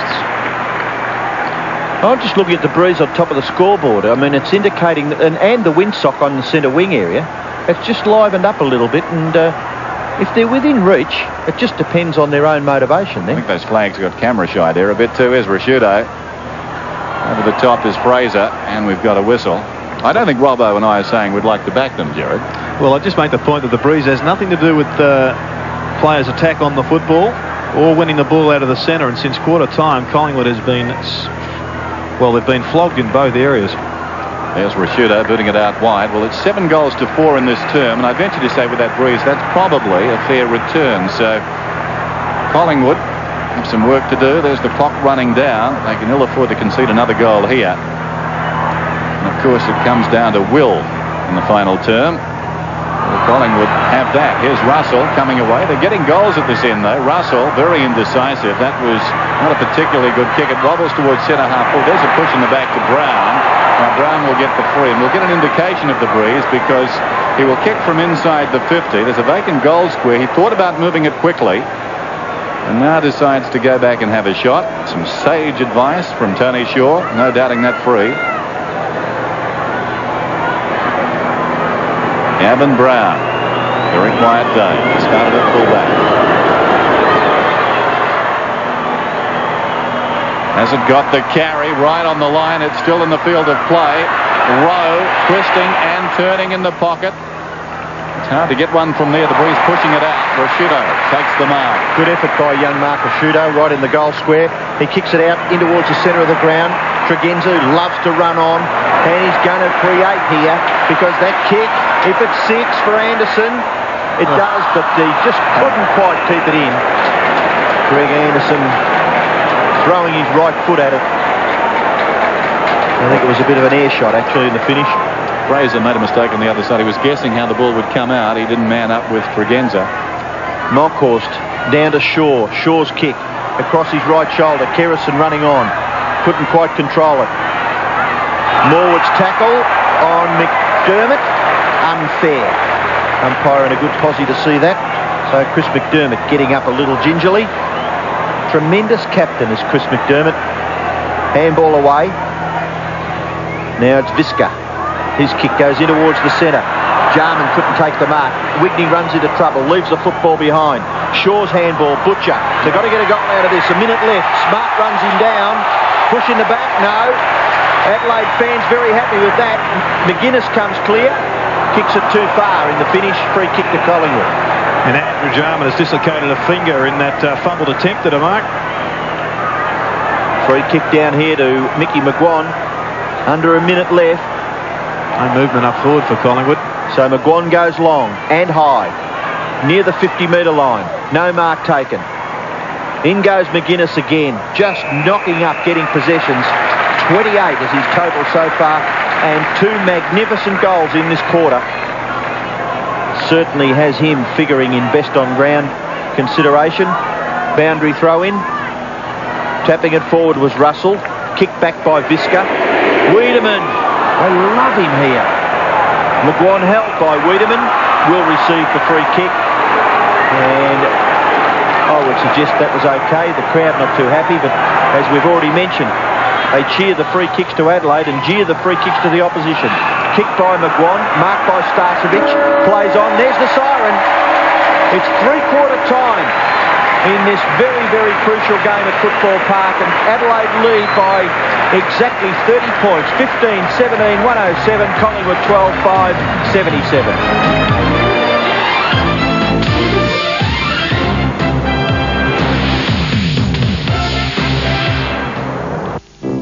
Monopoly at McDonald's. Get your game card, scratch 3 game pieces, and match the property group to win a mystery flight with Ansett Australia, one of the world's great airlines. Or you could win instantly. Pierre Cardin, Omega. Classique, Seiko and Swatch. Tag Heuer, Jag and Rolex. Shepherd's Jewelers have a surprisingly wide range of the world's best watches, from the simply affordable to the elegantly extravagant. Discover your new watch at Shepherd's. Surprisingly beautiful, surprisingly affordable. Shepherd's Jewelers. This place is getting smaller every day. That's because the family's getting bigger. Well, maybe we should stop feeding them. Em, come on, please. We could always build a bigger home. What about your kitchen? Not big enough. Don't worry, we'll get what we want. Oh, yeah, I bet you $5 we won't. You're on. Simon? Simon? Oh, sorry, I was just admiring the view from our bedroom. Well, I'd better leave you to it then, eh? Hello? Doug. You put the roof on yesterday. Well, that should keep the rain out. Oh, no, I wasn't worried. And we can still move in on the 16th. In fact, wasn't it my idea to use Jennings in the first place? Simon? What? Sometimes. We've built a great house. Yeah, and it's going to be a great home. Oh, stop it!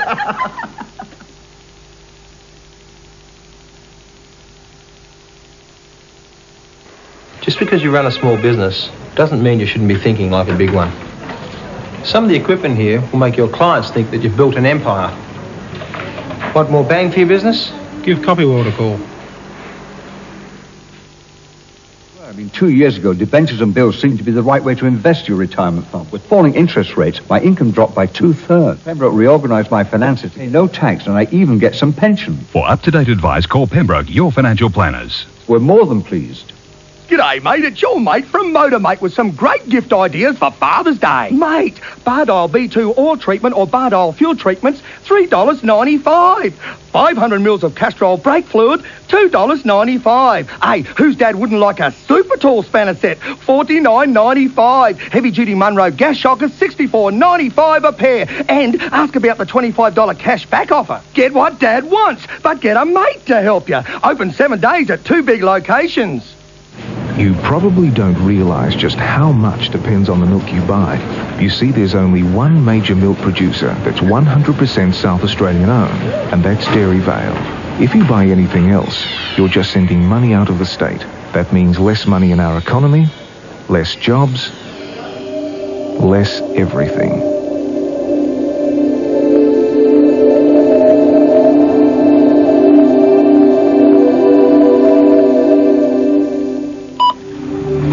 When you buy pure, fresh Dairy Vale milk, all the profits benefit South Australians, and we're all better off.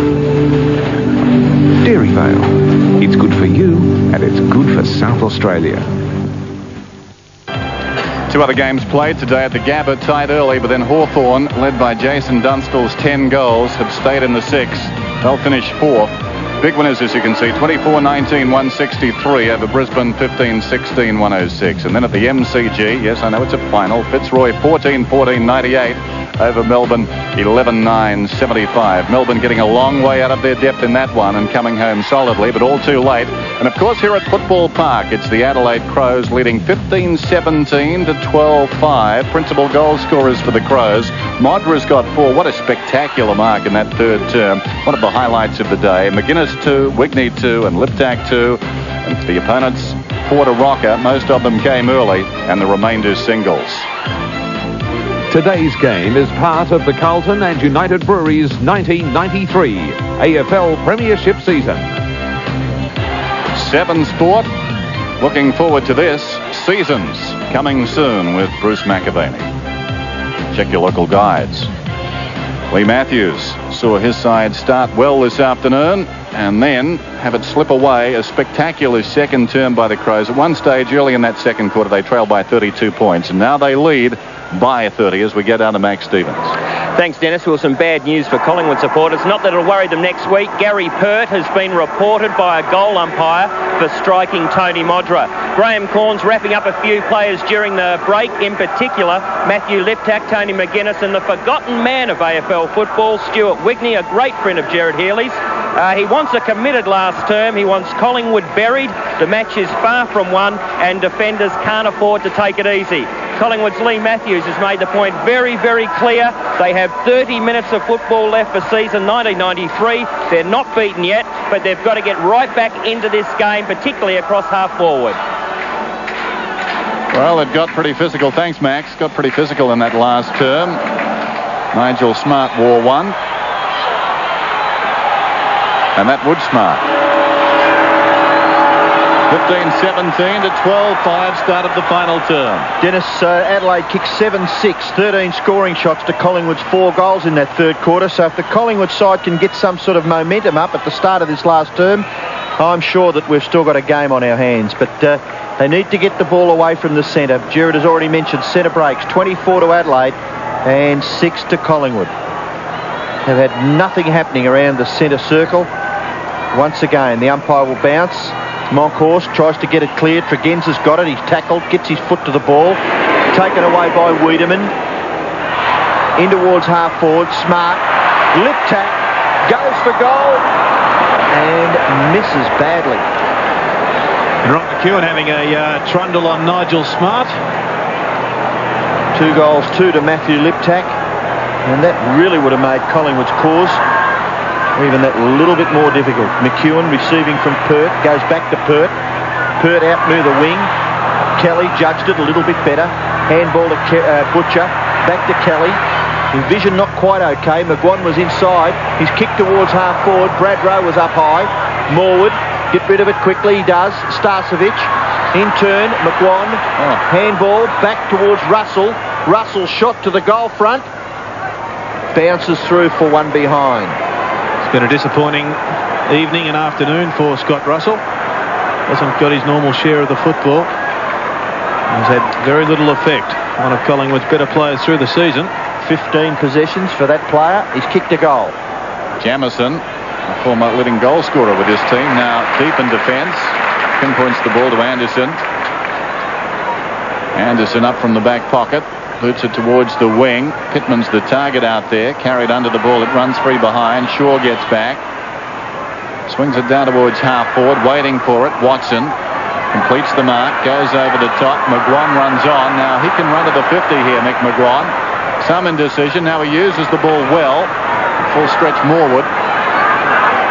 Morwood presenting himself. Now he could kick a goal from here. He'll shoot from about 35 metres out. Sharp angle. Currently the margin 30 points. The veteran. His first kick of the afternoon. And he's missed. And behind, Collingwood creep closer. They're doing it by stealth at the moment. Well, they need some real impetus by kicking a couple of quick goals. And the Crows, on the other hand, just looking to hang on. The kick-in has been marked by Brown. He's at right half back. 50 metres, being asked to play on now. David Brown, his kick goes near the wing. Nearly taken by Russell. Monkhorst has got it. He's in trouble. Goes to Russell. Russell running near the centre. On the point of the square. Whoa. Thumping kick. Oh! Just missed. So he said that he's had a quiet night, and already he's been in for 2 behinds. And a change being affected by Adelaide. Bone coming back on at the expense of Wigney. And the ball forced over in the left forward pocket for Collingwood for a boundary throw in. I'm surprised the Crows haven't used Tasker this afternoon. He's been sitting on the bench for the whole of the game. If they want to use him next week, perhaps he should get a run. Wren did well, got it down to Bickley. Anderson in front on the outer side. McGuan comes in. And the ball goes across the boundary line. You get the feeling Collingwood haven't given up on this yet. There's Wigney. Footscray and the Swans. Now with the Crows and looking towards finals action. Just a few days away. Tregenza around the outer side. Liptak again. Well played. Here's Brown. Plenty of vitality in him. He boots it down towards half forward. Pert pops in front. Doesn't really want to go at the ball. He's trying to retard Modra down there. Opportunity for Smart. Smart does well. Got it to Bone. This is Jarman on the 50. Bacon goal square. It looks good. It's home. 93's best new comedy returns. You iron my jeans. The honeymoon's over, but the fun's just beginning. We are definitely incompatible. Annie Jones and Sandy Gore in The Newlyweds, 8 o'clock Wednesday on 7.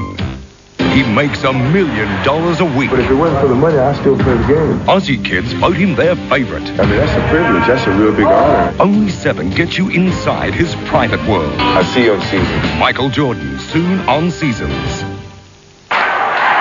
114 plays 80.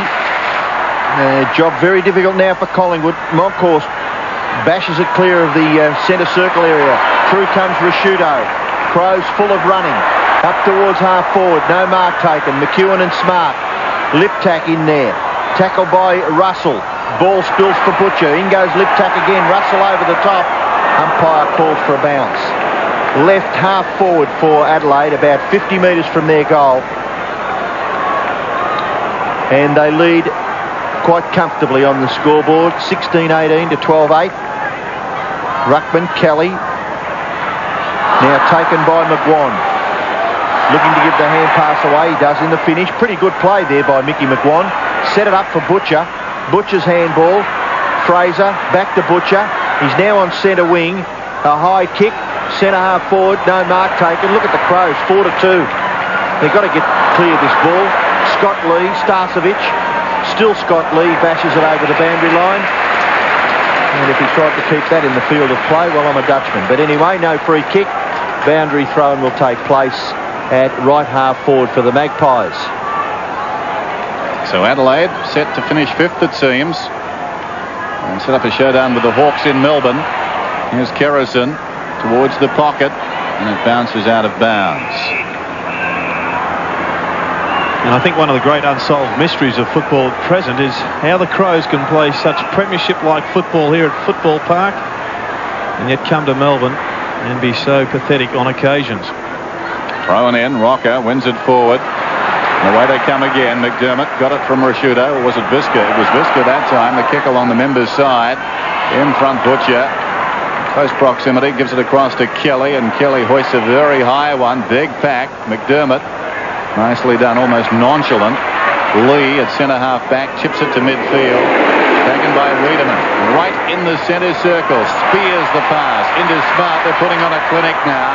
Adelaide at their most dangerous. Brown finds Modra, who's got 4. How many times have we seen that? And I've said a couple of times at Football Park this season, when they're in full cry, when they've got the pedal to the floor, there is no more exciting team in football. Modra, 40 metres out, goal.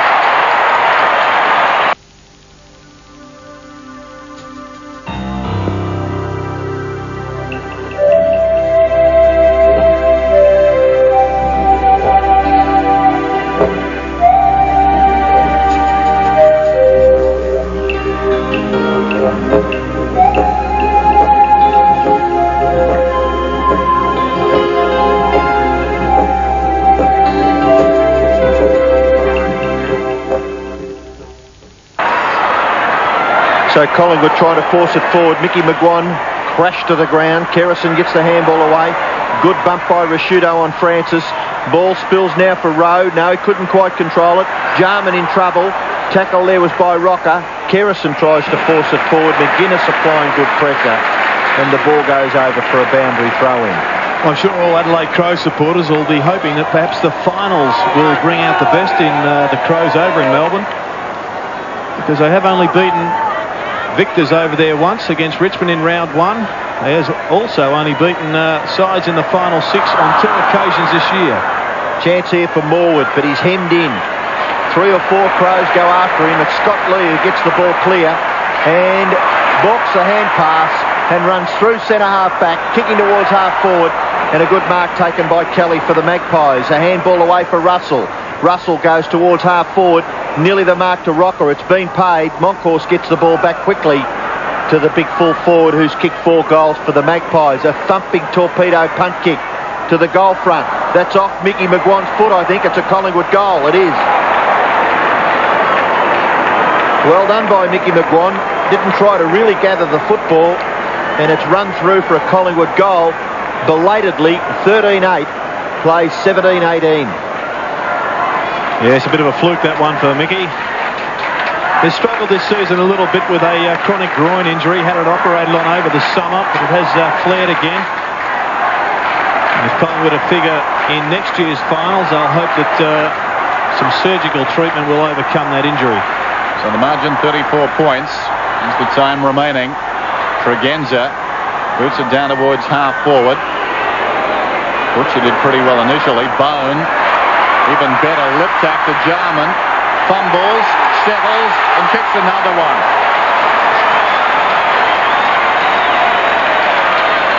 Andrew Jarman gets his third. The Crows 18th. It's 18-18 to 13-8.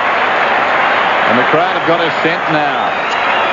Yes, it's quite bewildering when you see such fine passages of play by great players. Jarman inside of the goals is a dangerous man with the football.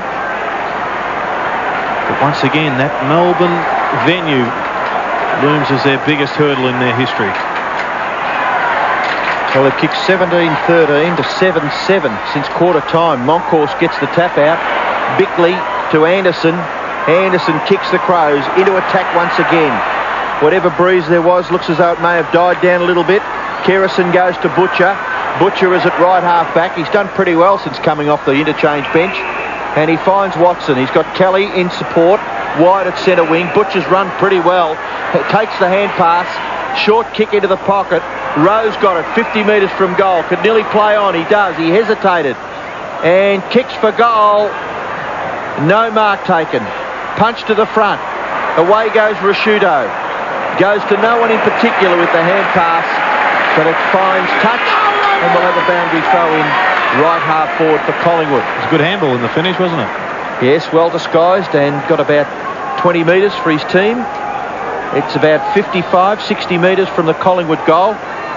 Monkhorst and Wren, they've had a pretty interesting battle for most of the evening. Russell, handball. Francis from the pocket. Good kick. Francis is a Collingwood goal. It's sale time at Foodland and the savings are kicking on. Like Smith's, Samboy and Kettle Chips $2.39. Dairy Vale Cream flying out at just 49 cents. Nestle medium bars also a low 49 cents. 4 packs of sorbent toilet rolls are just $2.29. Topside roast, seasoned or plain, just $4.99 a kilo. And store 1 kilo bags of carrots, just 55 cents a bag. Foodland, the mighty South Aussies, yeah. Still, it's 34 points. 18-18 to 14-8. Rucks go at it again. Monkhorst did well. Bickley, though, against the flow, controls it. A kick. Gained some distance with a spiral well inside the 50. Smart got it on the ground. That was initially, I think, what he was after. Gets it to Wiedemann. Lip tap. Running towards goal. 35 metres out. It ricochets off Richardson. An opportunity now for Collingwood. This is Russell in deep trouble. Dragged down. Trying to come through again, Richardson. Shaw's got it, but in the meantime, the whistle is gone. It will come back and be a Collingwood free. Yes, well, they gave the free away on that occasion, but since quarter time, the tackling and harassment from the Crows has been quite exceptional. And if they are to be successful next week, that will have to be at a similar level. McGuan draws a man. This is Woods now, running down towards right half forward. He's angling away from the play, really. He chips the pass towards the pocket, and that's a terrific mark down there in front by Gavin Brown. Strong lead, but the defender was right with him step for step. Little short pass, Starcevic. Craig Starcevic has only kicked 1 goal, and I'm sure that Collingwood fans realise that if they're to kick a winning score, this man's got to kick up around 4 goals. That's a good kick, though. Good distance and accurate. So Starcevic kicks his 2nd goal, and the Collingwood fans are still pretty excited here. I don't know whether the Geelong people should be, because the difference is still 28 points. There's plenty of time left, 14 minutes. So one wonders whether the Magpies have got enough at their backs to snatch this game away from the Crows. 15-8, plays 18-18. Centre breaks all important. 29-7 in favour of Adelaide at this stage.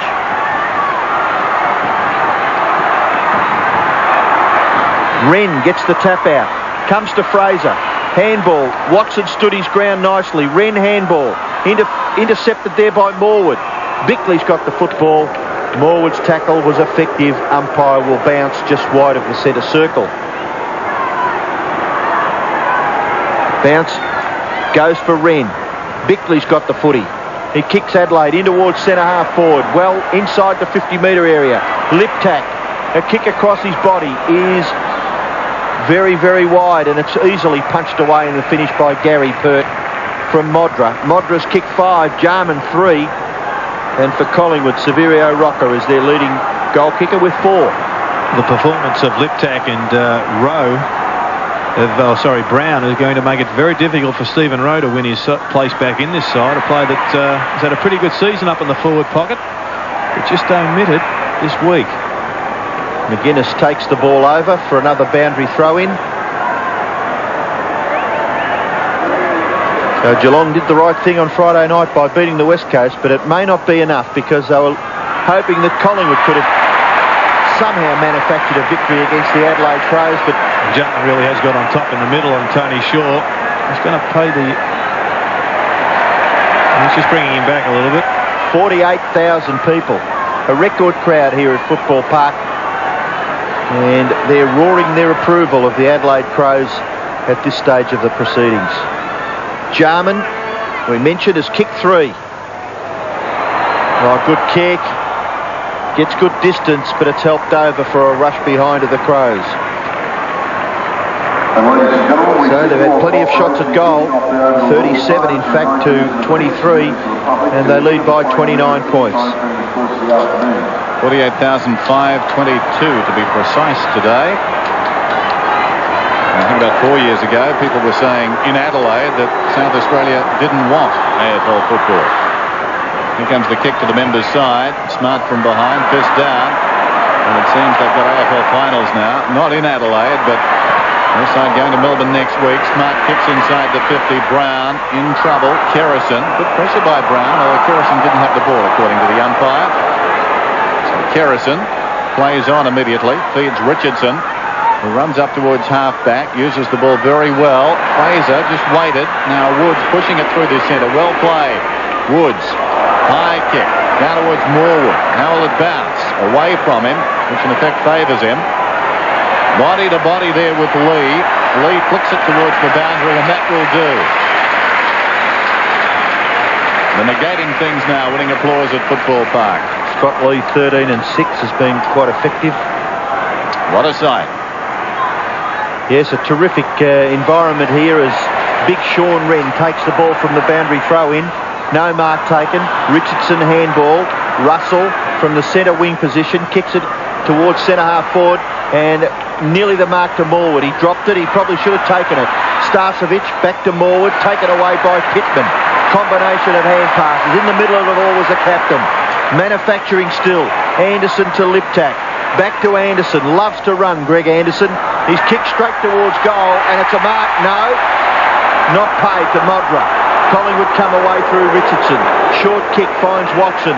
Watson is at right half back. He goes far too short. Kerrison harassed out of it by McGuinness. McGuinness nearly BOG. Jarman, terrific handball. Bone. Running nicely, Brown. Running into trouble in the finish. Forced to kick high. Underneath it. No mark taken by Wiedemann. Picked off by Russell. Handball for Tony Shaw, and Collingwood back near the centre of the ground. Mark taken by Rowe. Brad Rowe showing a lot of pluck here, Collingwood. Not a lot to play for, but they haven't given it away. That second quarter has cost them dearly. And Geelong, of course, as Francis boots inside the 50. Open goal, beckons for Morwood if he can control the ball. Morwood, well, it was a kick of a tired man. He shouldn't be all that tired. It's gone out of bounds in the right full forward pocket. A man on for the handball over the top as well. Not good by Morwood. Anderson, meantime, brings it away and boots towards the wing. Kelly, great mark. Terrific mark. He was nudged under the ball by Bone. This is Francis. In two minds, needs to go now. Tony Francis pumps it back in once more. Brown's in front. Missed it. Could have been pushed in the back. He's going to get the free kick. So Gavin Brown will kick it goal from about 25 metres out. Yet to kick a goal. There wasn't much doubt on that one. No. So the margin is 29 points. If he gets this, well, you'd have to be a super optimist, but even so, over 9 minutes remain. Brown, and he's missed.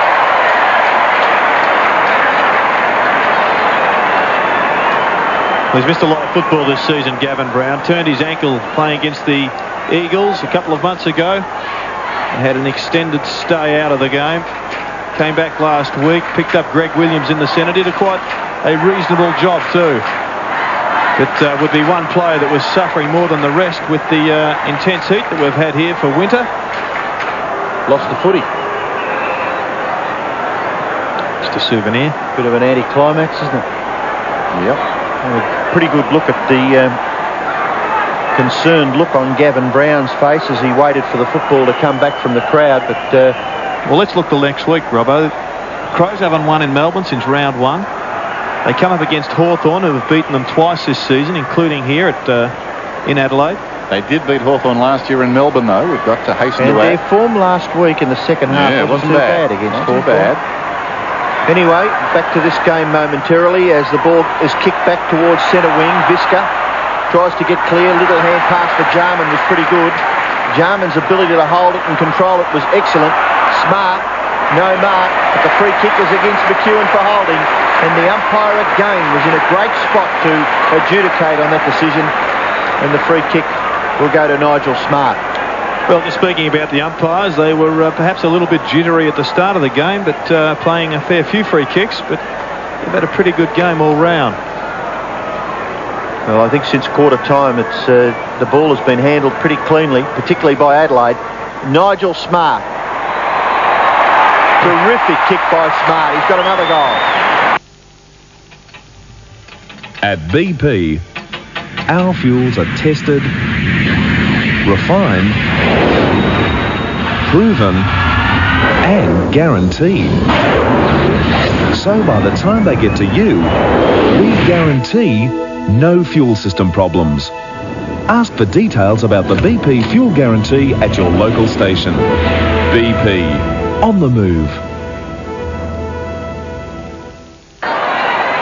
Just over 8 minutes till full time. 8 minutes remaining in the season for the Magpies. Kerrison boots it down towards half forward. Starcevic to Leaper. Here's Rowe again, about 60 metres from goal. Long kick down towards full forward. Going back is Rocker. It bounces, and I think it's gone through for a goal. It has. Greeted with virtual silence, apart from in that area. Brad Rowe has been busy again in the last 15 minutes or so. 16-9 to 19-19, Rowe's second goal. Yes, very difficult to get a handball off Brad Rowe. A little bit similar to his coach. We saw a couple of his highlights on Man in the Year at half-time. And Barney was one of the most difficult players to get a handball off in the history of it, but he did usually kick the goal, Robbo. Well, it's pretty difficult to argue with the man with the record that he had, over 300 games and something like 700 goals and umpteen premierships. But anyway, here's Richardson in a little bit of trouble at half-back. He's able to get himself some space and kick it near the centre of the ground. Monkhorst is marked. Away for Kerrison. Collingwood surging forward once again. Kerrison's kick to half forward. Rowe read it, went for the mark and rebounded quickly. Kicks into the goal square. It's a goal. Another one. He's kicked 3. Hello again. Stay with us after this thriller for 7:90 News at 6:30. In the stories we have for you, John Bannon calls it a day. Tragedy in the mid-north as a fishing trip turns sour. A 12-year-old, a 6-year-old and an adult drowned. And loyal Michael Jackson fans muster in Singapore to support the superstar in a time of need. The full details right after the footy in 7:90 News. Nobody knows Adelaide like Kane Ward coming off. I'd hate to harp on it, but it's centre breaks, isn't it? Collingwood have had a couple in the last few minutes and they've got 2 quick goals. You've got to say, goals are coming easy enough. A lot of pressure in the game at the moment. Adelaide need to tighten. 133 to 111. Wren towards half forward. Important ball for Collingwood. Russell feeds it out wide. This is Richardson. And suddenly some trepidation now in the crowd again. It's a remarkable barometer. The ball's out of bounds and will be thrown in. It was a poor kick by Richardson. He was in the clear, and he really had two players down here that he could have hit on the chest with that pass, and he missed. Bad miss. Collingwood led by 26 points at quarter time. It seems a long time ago now. Their football was terrific early. They're finishing well. McGuan didn't have the ball. Could have almost got a free. In goes Shaw. McDermott on top of him, and there's no easy ball in that combination. So we've got a ball up. Collingwood spent 1 week on top of the table this season. That was after round 8. They were freely being predicted as a potential premier. Well, the wheels came off. Here's Francis. Monkhurst directed it down. High kick inside the 50. Rashuto. Rose playing his heart out. Lee gets it to Brown. And David Brown runs away. He's on centre wing. Nice long kick towards half forward. High was Smart. Couldn't take the mark. Kelly, it rebounds off Nigel Smart's head and goes over for a boundary throw-in. The applause for another good effort as Tasker has taken his place on the ground. Looks as though he may be playing at centre half forward. Smart doing the ruck work against Kelly. Gathered by Wiedemann. Handball, not all that effective. David Brown happy to see it over. Boundary throw-in left half forward for Adelaide. 22 points the margin in favour of the Crows. 5.5 minutes left. So Geelong people sitting on the edge of their seats. Magpies need to kick a quick goal. McDermott and McGuinness. Umpire decides on a bounce. This will do Adelaide though, won't it? Yeah, just precious seconds ticking away. The selection of Tasker was an interesting one. He's only played 2 games this season for the Crows. Before tonight, he spent most of the year with North Adelaide. Kelly kicks it back near the centre. Fraser. Tregenza the tackler. Ball spills for Watson. Off the left foot. Rowe in front. Takes the mark. He's played well in the last few minutes. Been terrific. He's kicked 2 goals, Brad Rowe. And he's going to kick Collingwood into attack. No, he's not. He kicked into the man on the mark. In goes Tregenza. Watson is there. He's being held by Tregenza. The ball spills. He somehow got his foot to it. Visca. Hand pass to Anderson. Anderson's short kick is effective. Brown. Handball away to Rashuto. Rashuto's kick to half forward. No mark taken. Tasker the first to recover. McEwen, the chaser. The kick to the goal front has been marked by Pert. No, it hasn't. And it's been forced over for a boundary throw-in the left forward pocket for Adelaide. Gary Pert wouldn't be happy dropping that chest mark. Just over 4 minutes till full time. Wiedemann does well. Snaps at goal. It's close. It drifts away to behind. Adelaide 19-20. Collingwood 17-9. Hopefully we can bring you details of the draw for next weekend in terms of when the matches will be played following this game. Here's McGuan. So we're looking at Essendon Carlton. That was etched in stone when the day began. Here's Tregenza. North Melbourne and the West Coast Eagles. And Hawthorn and Adelaide. Tregenza has played very well. Forward of the wing. Goes down towards half forward. And the juggle marked to Tasker. This looks like he'd be just a little bit of insurance for Graham Corns. Another tallish player can pick up a like offender in attack or defence. Sean Tasker will kick from outside the 50. Very high kick. They'll contest about 5 metres out. Pert thumps it out. McEwen, well, stumbled. Slapped back in by Tasker. This is Richardson. Did nicely in a tight situation. Away to Francis. He's kicked a couple of goals. And away he comes, running. Gives it across to Pert. And Pert's now approaching left half back. And forced to kick with the left foot. No mark taken by Rowe, but look at Adelaide getting back. 3-on-1. Ball finishes with Visca receiving from Big Sean Wren. And his vision was all right. He gave the ball away to Wiedemann.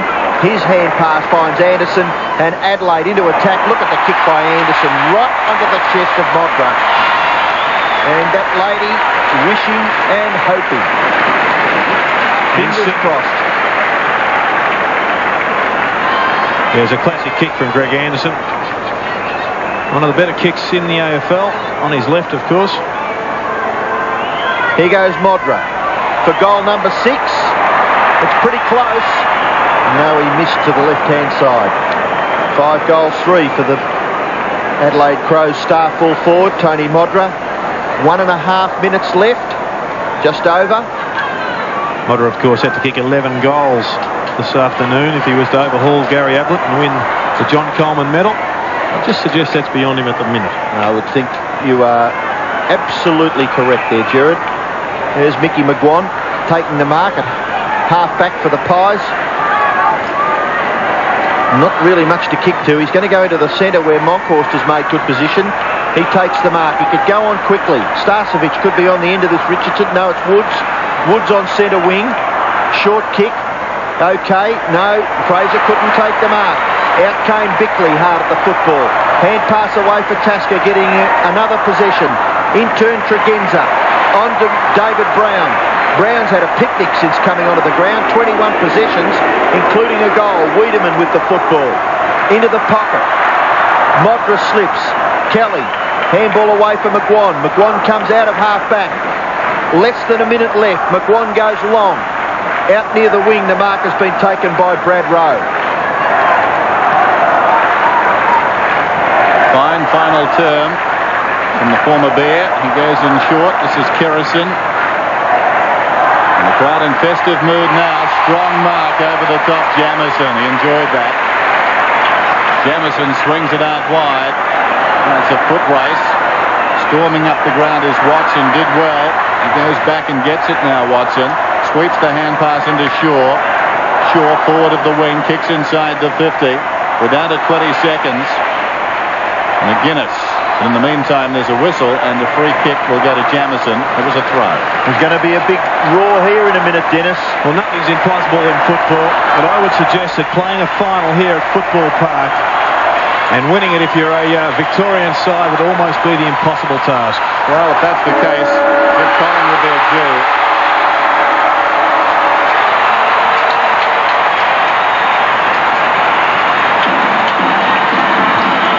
Well, they're there. I think importantly it indicates the Crows' decision to reappoint Graham Corns. They took perhaps a gamble about 4 weeks ago. The Crows really haven't looked back since. Interesting there, 2 former teammates at Glenelg, Chris McDermott and Tony McGuinness, and they're together now with Max Stevens. So let's hear what they've got to say. Fellas, congratulations. I know, Tony, how much it means to you. After your stint with Footscray and coming back, you must be thrilled. Oh, unbelievable. It's been a lot of work to get there. We've been under enormous pressure this week, but 8 years has been a long time. It's just a great effort. I'm so relieved. Well, your teammates at Glenelg, and I mean, this must be a special moment for the two of you. It really is. I mean, Tony's been such a great player, throughout his whole career, SANFL, AFL, and it's a real credit to him and a great reward for him after so many years of hard work, and it's magnificent to play with him, and we're in there with a chance. Well, there were some great individual performances today, but I mean, Brown's efforts coming into the side, I mean, you can't question some of the individual performances. Oh, you couldn't question anybody, Max. It was just a great effort by the 20 blokes, and a deserved performance, I think, after a lot of pressure over the last few years, in particular the last couple of weeks. Quick, just Melbourne, going to Melbourne next week. It's going to be Hawthorn. Been very critical that you can't win in Melbourne. How do you see it? It's a different game, finals, as they say, and we're getting very close to a win over there, and we're confident we can make one this week. Well, fellas, well done. I reckon 3/4 of a marathon today, Tony. See you, buddy. Max Stevens.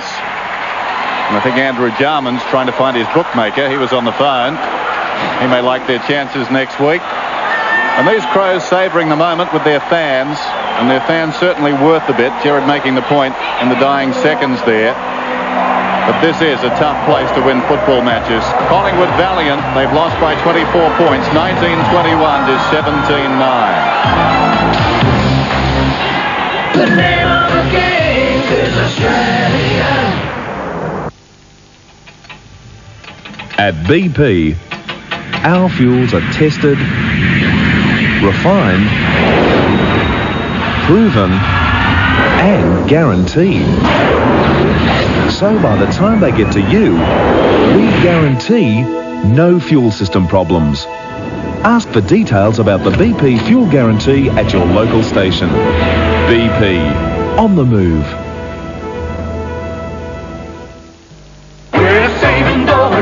Brothers. Save dough at Rocker Brothers and winterise your pool. 5 litre Algaecide, $9.95. 10 kilogram Olin chlorine, $39.95. Big 25 kilogram chlorine, $79.95. Barbecue kettle, out of season stock clearance, $69.95. Front and rear car carpet mats, $11.95. Wide grip steering wheel covers, be quick, $4.95. We're saving dough at Rocker Brothers.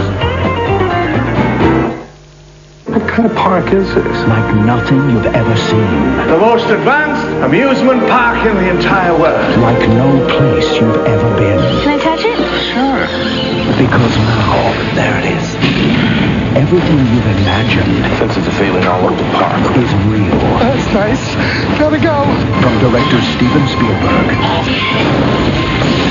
Jurassic Park.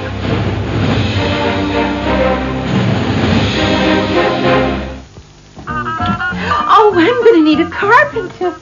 I need an electrician. I need a plumber. I need a beautician. And she needs a dog groomer. Where am I going to find all those? Hello, phone fine. Oh, I need a carpenter, an electrician, a plumber, a beautician, and a dog groomer. Anything else? Yes, a manicurist would be nice. 362-3000. 362-3000. Phone find. Valleyland is dreamland. Only once a year do we get a chance to present you with a magnificent offer like this. We've slashed our margins, and with generous manufacturer discounts, we can offer you this fantastic bed from Simmons with features galore, but not for $11.99, not for $8.99. Pay only $5.99 queen size. This is as good as any half-price offer. Don't pay $17.99 for a king size. Pay only $8.99. Yes, only $8.99. Save on single and double too. Remember, this offer is for a limited time only. It's not a pergola. It's not a veranda. It's the versatile Pergola, and its uses are limited only by your imagination. At the flick of a switch, use solar power to light and warm your rooms. The Colorbond steel louvers offer natural insulation. Vertical pergolas give instant privacy and protection. And with the Pergola, you're never at the mercy of the elements. The versatile Pergola, a million great ideas under the one roof. I guess what attracted me to Pembroke is their independence, not on anyone else's payroll, because Pembroke are my financial advisors. They work for me, and I know that their advice is unbiased. For independent advice, call Pembroke, your financial planners. Recommend them to anyone. Call Jim's Mowing on 131 546 and we'll not only mow your lawn, we'll also do your pruning. Call your local Jim for more than just mowing. What a day it's been. Collingwood led by 26 points in quarter time, but the Crows got back 6 points after a sizzling second term and finally winning by 24 points. Modra bitted 5 goals, 119 for the season. Rocker got 4, 73 for the season for Collingwood. What about the ladder then? This is how they finished after a remarkable 1993. Essendon and Carlton get the double chance. North Melbourne back to third. They had a chance yesterday to finish in the top 2. Hawthorn back to fourth, as you can see. Adelaide into the 5, the top 5 that is, and making up the 6, the West Coast Eagles. The West Coast Eagles will have to do it tough from here. I mentioned the double chance, Essendon and Carlton, North Melbourne and West Coast, but the reigning champs can't go into the second semi from 6th place, and Hawthorn play Adelaide. Back shortly.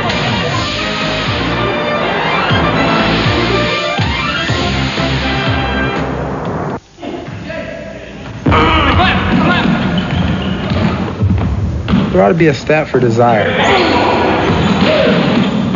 They could figure out a formula for it. Number of times the player dies for a loose ball, plus the number of times he took a charge, multiplied by the number of times he ignored pain. They could put it in the papers. The 10 guys who play with the most desire. Hopefully, they'd spell my name right. Anything you want, anything you need, anytime at all, Bunnings has it all. Bunnings has it all. Harry's and Lloyd's at our Bunnings, the hardware store for anything you need, anytime at all. Wow! At Bunnings. Do your own tax return and you can wait months for your refund check. In the past, ITP offered 14-day refunds. This year, only at ITP, the income tax professionals, the 5-day turbo refund. ITP will advance an amount up to your tax refund directly into your bank account within 5 working days. The 5-day turbo refund, only at ITP. Call now. We're the lumberjacks, to cut the pine for White House furniture every time. Where is Adelaide's largest range of quality solid pine furniture? At White House Furniture's 2 stores. Choose from standard colour stains or let us colour match to your existing furniture. We are proud of our service and our large stocks mean that your choice is usually ready to take home. So for colonial or contemporary solid pine furniture, We know the place that you prefer, White House Furniture. White House Furniture, the pine specialists. Another one disconnected. I'm not in your area. Wait till Christmas. Oh, the sticker. I should have put it on straight away. 362-3000. Hello, phone fine? You can send one out immediately? They're not in the book. To find top quality tradespeople and local retailers fast, ring Phone Fine first. And for the cost of a local call, we'll do it all. Ah, phone fines. Mrs. Piper of Woodville purchased her Simpson automatic washer and dryer from Ern Smith's for just one low weekly payment of $6.95, with no deposit and nothing to pay for a month. So, why get caught renting? At Ern Smith's you can own it, and for less. If you apply for a State Bank car loan before noon and we don't give you a same-day answer, we'll give you $50 towards your wheels. State Bank. And just a quick reminder for a special edition of 7:90 News at 6:30 right after the footy. We'll have the day's top stories and, of course, the footy highlights for you. Hope you can join us at 6:30. See you then. It's a festive time at the ground and in the rooms, and hopefully we'll have the venues and times for next week in most network news services. So the Adelaide Crows savouring the moment, stretching down. Today's winners Hawthorn, Fitzroy, and of course the Adelaide Crows here at Football Park. The Crows have made history. Their first finals appearance awaits them. Good night. This has been a 7 Sport production. Football 93, proudly brought to you by Mitsubishi Motors, BP Australia, Carlton and United Breweries, Telecom Australia, McDonald's, Nike, Ansett Australia, and Foodland. Here's a face only a mother could love. Meet the rest of the family in Talk to the Animals tonight at 7. The Golden Girls follow at 8. Then Tom Berenger in tonight's premiere thriller, Shattered. Tonight, it has to be 7.